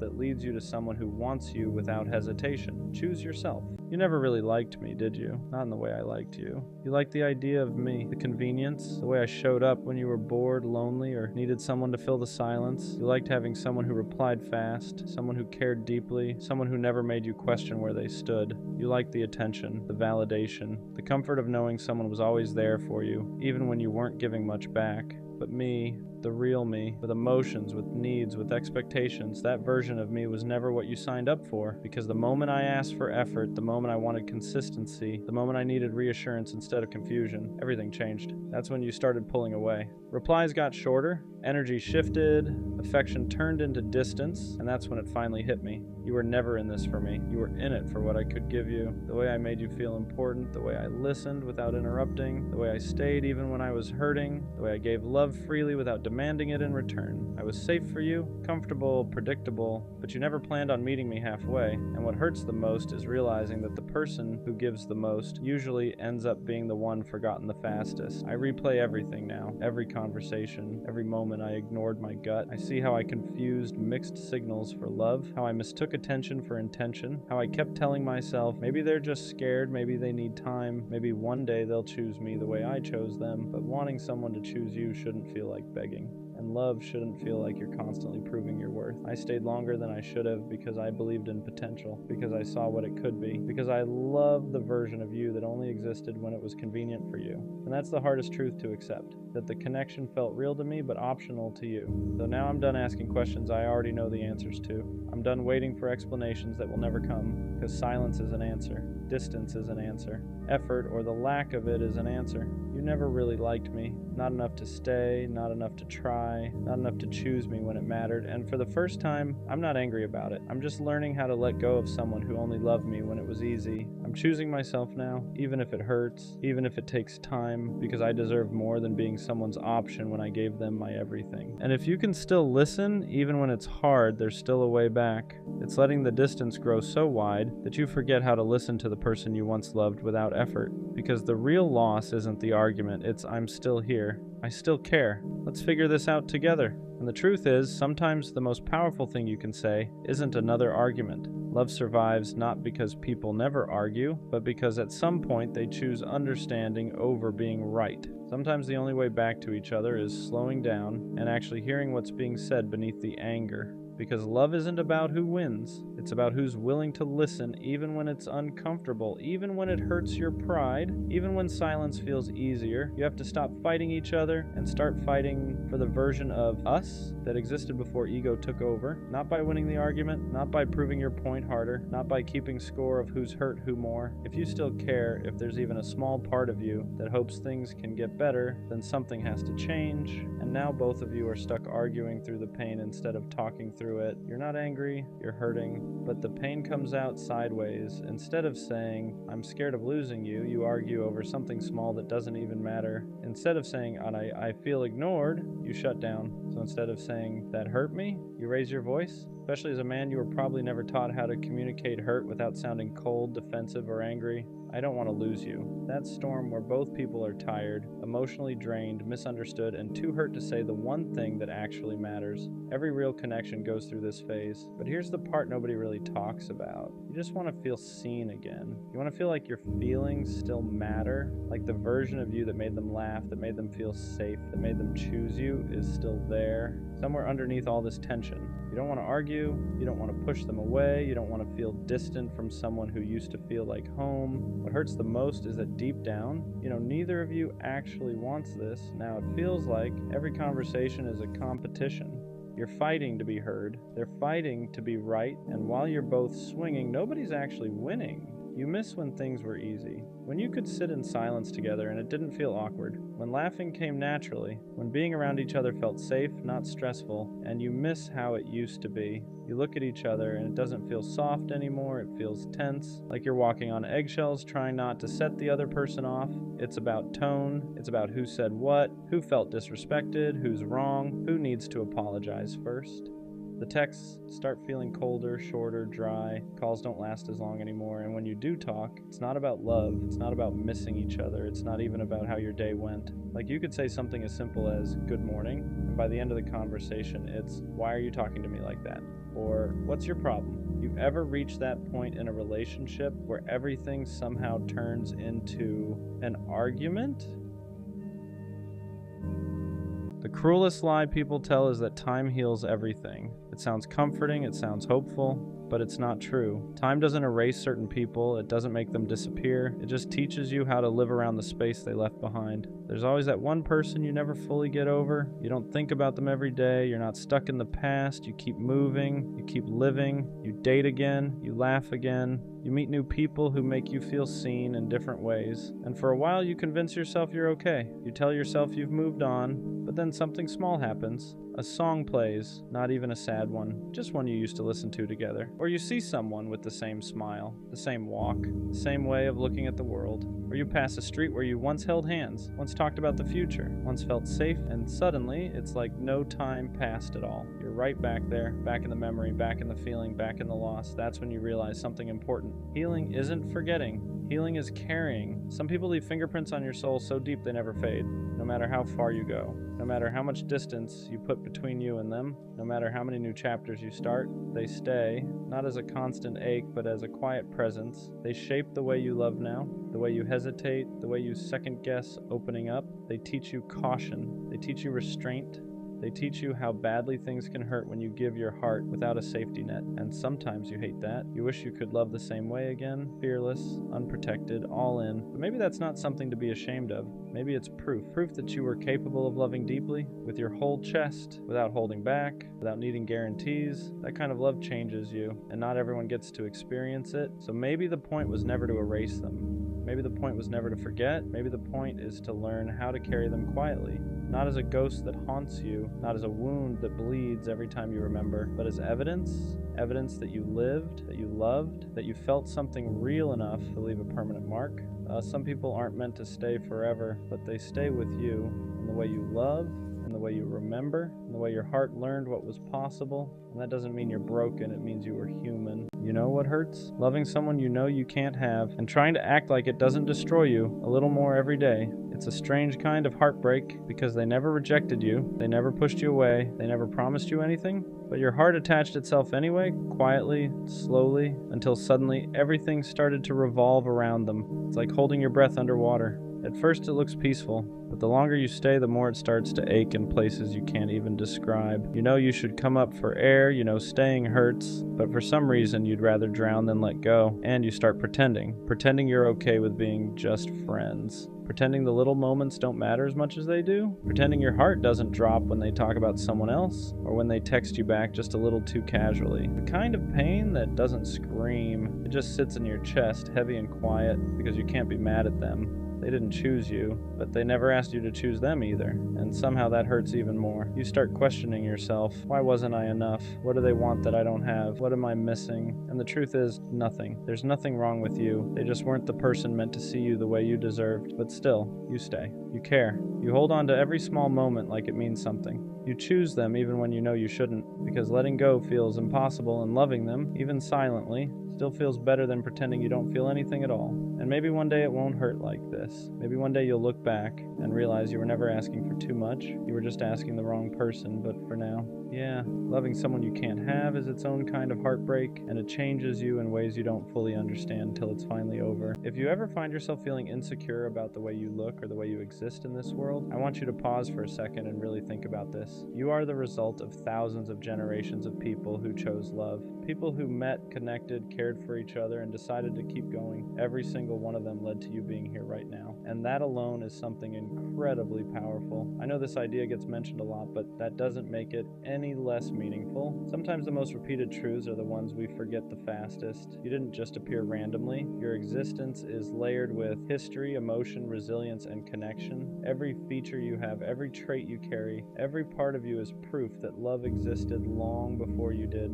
You are a beautiful person, not just on the outside, but in the way you carry yourself, the way you think, the way you feel deeply. You are a beautiful soul, and whether you believe it or not right now, people are drawn to you. That's not wishful thinking, that's real. The energy you bring, the presence you have, the way you make others feel seen or understood, those things matter more than you realize. It's easy to let outside voices mess with your perception of yourself. A comment, a comparison, a moment of rejection can make you forget everything good about who you are, but anyone who makes you feel small, unworthy, or unlovable is not someone you should be listening to. Their words do not define you. Their inability ability to see your value does not take it away. You don't need to look like anyone else. You don't need to act like anyone else. You don't need to change yourself to be deserving of love or appreciation. You already are exactly as you are. The right people will see that without you having to prove anything. Let this video be a reminder today. A quiet one, not a loud or overwhelming one. Just a gentle reminder that you matter, that you are enough, and that your existence is not accidental. Take a moment to breathe this in. Let it sit with you. Let it soften the way you talk to yourself for the rest of the day. You are here because love brought you here, and that alone makes you something special. Why does fitting in feel like a full-time job? Like you gotta work twice as hard just to be seen as average. If you don't have the face card, the perfect body, the clothes everybody else wears, the confidence they were just born with, you don't get treated the same. You get pushed aside, overlooked, judged before you even open your mouth, and the worst part, it makes you start believing something is wrong with you instead of the world around you. Growing up, I always felt like the odd one out. I didn't look like the kids who got attention. I didn't have the money or the style. I didn't have the effortlessly cool aura that everyone else seemed to have. I was just me. And apparently me was never enough for anybody. All I wanted was to fit in. Not to be popular, not to be the center of attention, just to be accepted, just to have a friend group that saw me instead of seeing what I lacked, but instead I got judged for everything. How I looked, how I talked, what I wore, what I didn't have, things I couldn't even control. It's crazy how people will look at you for 2 seconds and decide your whole worth off those 2 seconds. And it hurts, because deep down, all I ever wanted was for someone to see me for who I actually am. Not for the face, not for the body, not for the clothes, but for my heart, my loyalty, my intentions, my personality. I'm tired of feeling like I have to meet some criteria just to be treated like a human. Tired of feeling like I need to change myself just to be allowed in the room. One day I hope the world stops judging people by the outside. One day I hope just being me is finally enough. But until then, I'm learning to stop chasing acceptance from people who never cared to understand me in the first place. Because not fitting into their world doesn't mean I don't belong in my own. Liking someone who will never like you back, that's a different kind of heartbreak. Because they don't even have to reject you. They don't have to be rude. They don't have to break your heart on purpose. They just don't see you like that. And somehow that hurts worse. You could be the funniest person they talk to. You could be the one who listens, the one who remembers every little detail they ever mentioned. And still, you stay stuck in that invisible box labeled just a friend. And the worst part? You start shrinking yourself without even realizing it. You try to be low-key. You try to convince yourself it's not that deep. You tell yourself you're fine, but then your heart betrays you because you still catch yourself smiling when they finally text back. Your chest still tightens when they say your name. Your heart still races just because they walked into the same room. And then, just as fast, it breaks again when you remember they'll never look at you the way you look at them. It makes you question your worth. You start asking yourself things you shouldn't have to ask. What do they want that I don't have? What am I missing? Why am I never enough for the people I actually want? You start comparing yourself to everyone else. People they flirt with, people they talk about, people they choose without hesitation. You look at them and think, of course they want them. Why would they ever want me? But here's the truth you keep forgetting. Their lack of interest doesn't define your value. It doesn't mean you're not attractive. It doesn't mean you're not lovable. It doesn't mean something is wrong with you. It just means they weren't the one who was meant to see you fully. Not everyone is meant to recognize your heart, your softness, your loyalty, your depth. And that's okay, because one day, someone is going to love the exact version of you that you've been toning down for the wrong person. Someone who won't make you guess. Someone who won't make you feel invisible. Someone who won't choose everyone else over you when all you ever wanted was to be chosen back. So yeah, it hurts right now. It feels unfair. It feels personal. But don't change yourself trying to be the type of person someone else might want, because the right person, the real one, won't have to think twice about choosing you. They'll see you exactly as you are and love you without hesitation. Do you ever wonder if you're actually loved? Like deep down you don't really believe you're enough for anyone? You try to play it cool, pretend you don't think about it, but there's this quiet fear that never leaves your chest. The fear that people only love the version of you you work so hard to perform, not the real you, the messy you, the insecure you. Sometimes I just want reassurance. Not the kind you have to hint at or beg for. Not the kind people give out of guilt. I mean real reassurance. The kind that feels warm, steady, and consistent. The kind that doesn't make you question yourself every time someone takes a little longer to reply or sounds a little different when they talk. I just want someone who sees me and doesn't look away, someone who doesn't love me only when it's convenient, but even on the days I'm quiet, the days I'm tired, the days I feel unlovable. I imagine being held by someone who means something to me, not because I asked, but because they noticed I needed it. Someone who pulls me closer like they're afraid of losing me too. Someone who looks at me with that soft, gentle love that makes you feel safe in ways you didn't even know you needed. Someone who whispers the words I've needed for years. You're enough. You're not too much. You don't have to earn my love. I'm here and I'm staying. And honestly, that would mean everything. Because I get tired of questioning my worth, tired of wondering if people only care about me when I'm useful, happy, or easy to love. Tired of feeling like I have to shrink myself just to be someone's barely, and all I want is to matter to someone without having to fight for it, to be loved without conditions, without performing, without fear, to be loved exactly as I am, and finally believe it. You ever notice how rare it is to find people who just let you be yourself? Like no judgment, no weird looks, no pretending you're too much or not enough, and they don't flinch. They don't make you feel like you need to tone it down or act a certain way just to be accepted. They just get you, and even if they don't, they still let you exist without making you feel wrong for it. And honestly, that kind of comfort is everything. Because most of us grew up feeling like we had to adjust ourselves depending on who we were around. Act smaller here, act tougher there, be the chill one, the funny one, the stable one, whatever made people like us, whatever kept the peace. But it's exhausting pretending. It's exhausting constantly checking yourself just to make sure you're acceptable. That's why people who make you feel safe without you having to explain yourself, that's rare. That's the kind of rare you don't stumble on often. People who see the parts of you usually hide, the awkwardness, the overthinking, the random jokes, the quiet days, the loud days, and they just accept it like it's the most normal thing ever. People who make you feel like you can finally breathe, people who don't treat you like you're too much or hard to love, people who let you be real instead of perfect, and when you find someone like that, someone who feels like home instead of a performance, that's one of the best feelings in the world, because deep down, all any of us ever want is to be seen, accepted, and loved exactly as we are. You know what hurts? Loving someone you know you can't have, and trying to act like it doesn't destroy you a little more every day.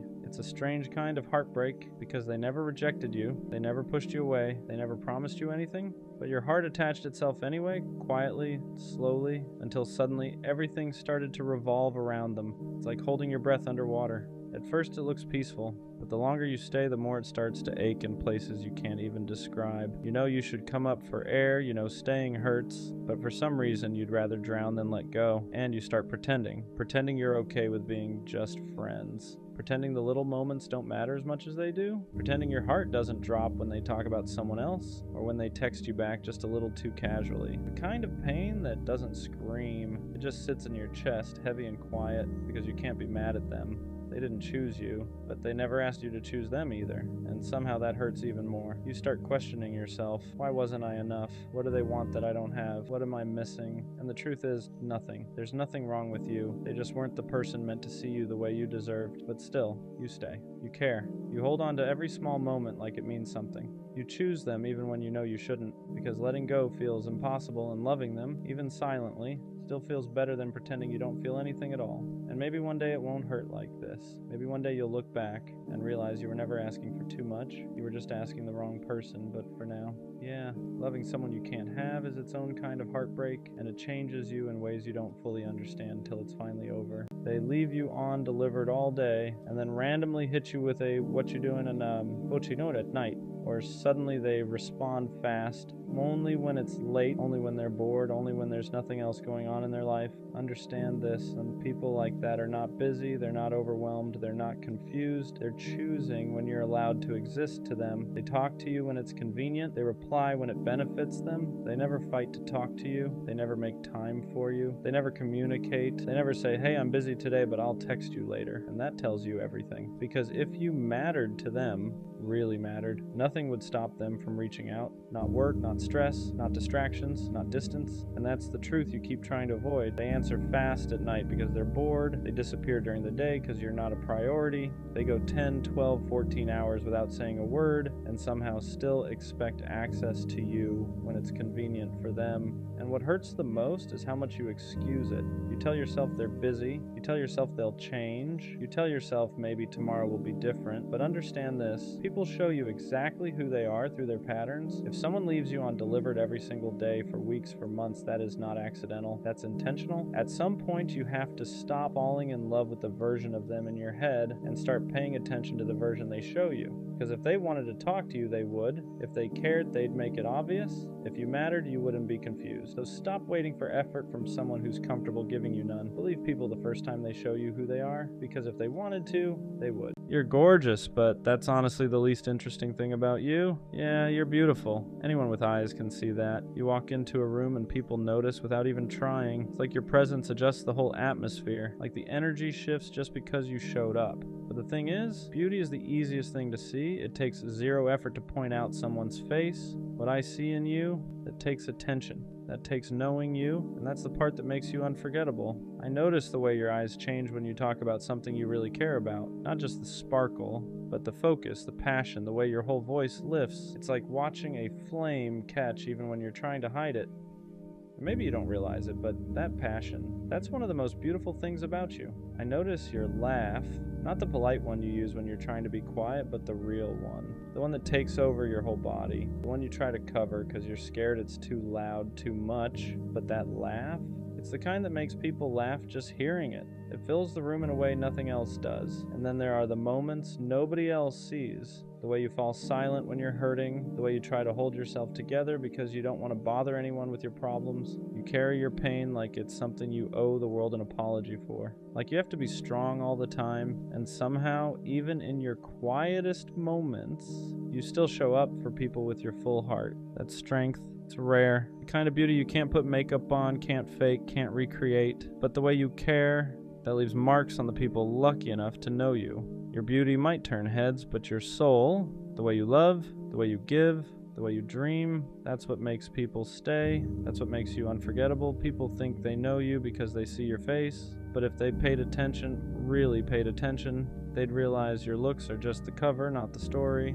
You're gorgeous, yeah, but honestly, that's the least extraordinary thing about you. Your real beauty exists in the parts of you the world never sees unless they earn it, and that's the part of you I never stop being in awe of. Losing the person who is part of your daily routine is a different kind of pain. Not just losing them emotionally, but losing the version of life that existed with them in it. Every morning felt automatic. Wake up, grab your phone, text her good morning without even thinking about it. Sometimes you'd FaceTime right after, sometimes you'd meet her at school, walk together, laugh about nothing, complain about everything. It wasn't just love, it was habit, it was comfort, it was routine. And when someone is woven into your day like that, when they're built into the structure of your life for months, losing them doesn't just hurt, it disrupts everything. Especially when that person was your best friend. The one you called whenever something went wrong. The one you didn't hesitate to reach out to. The moment a problem entered your mind, you already knew who you were calling. Advice, reassurance, ideas, they were your first option every time, and now you still reach for your phone out of instinct, only to remember you can't call them anymore. You can't text them like before. You can't talk it out the way you used to.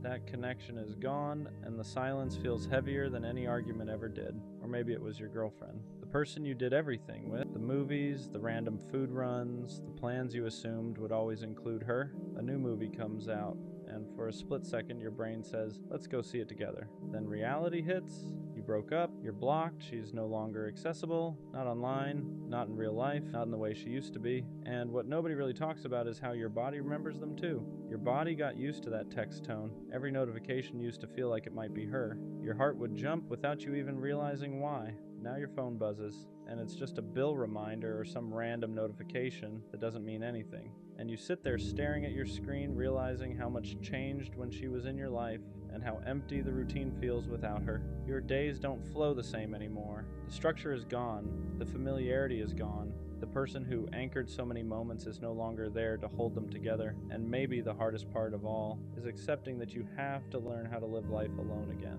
Not because you want to, but because the routine you built with them no longer exists.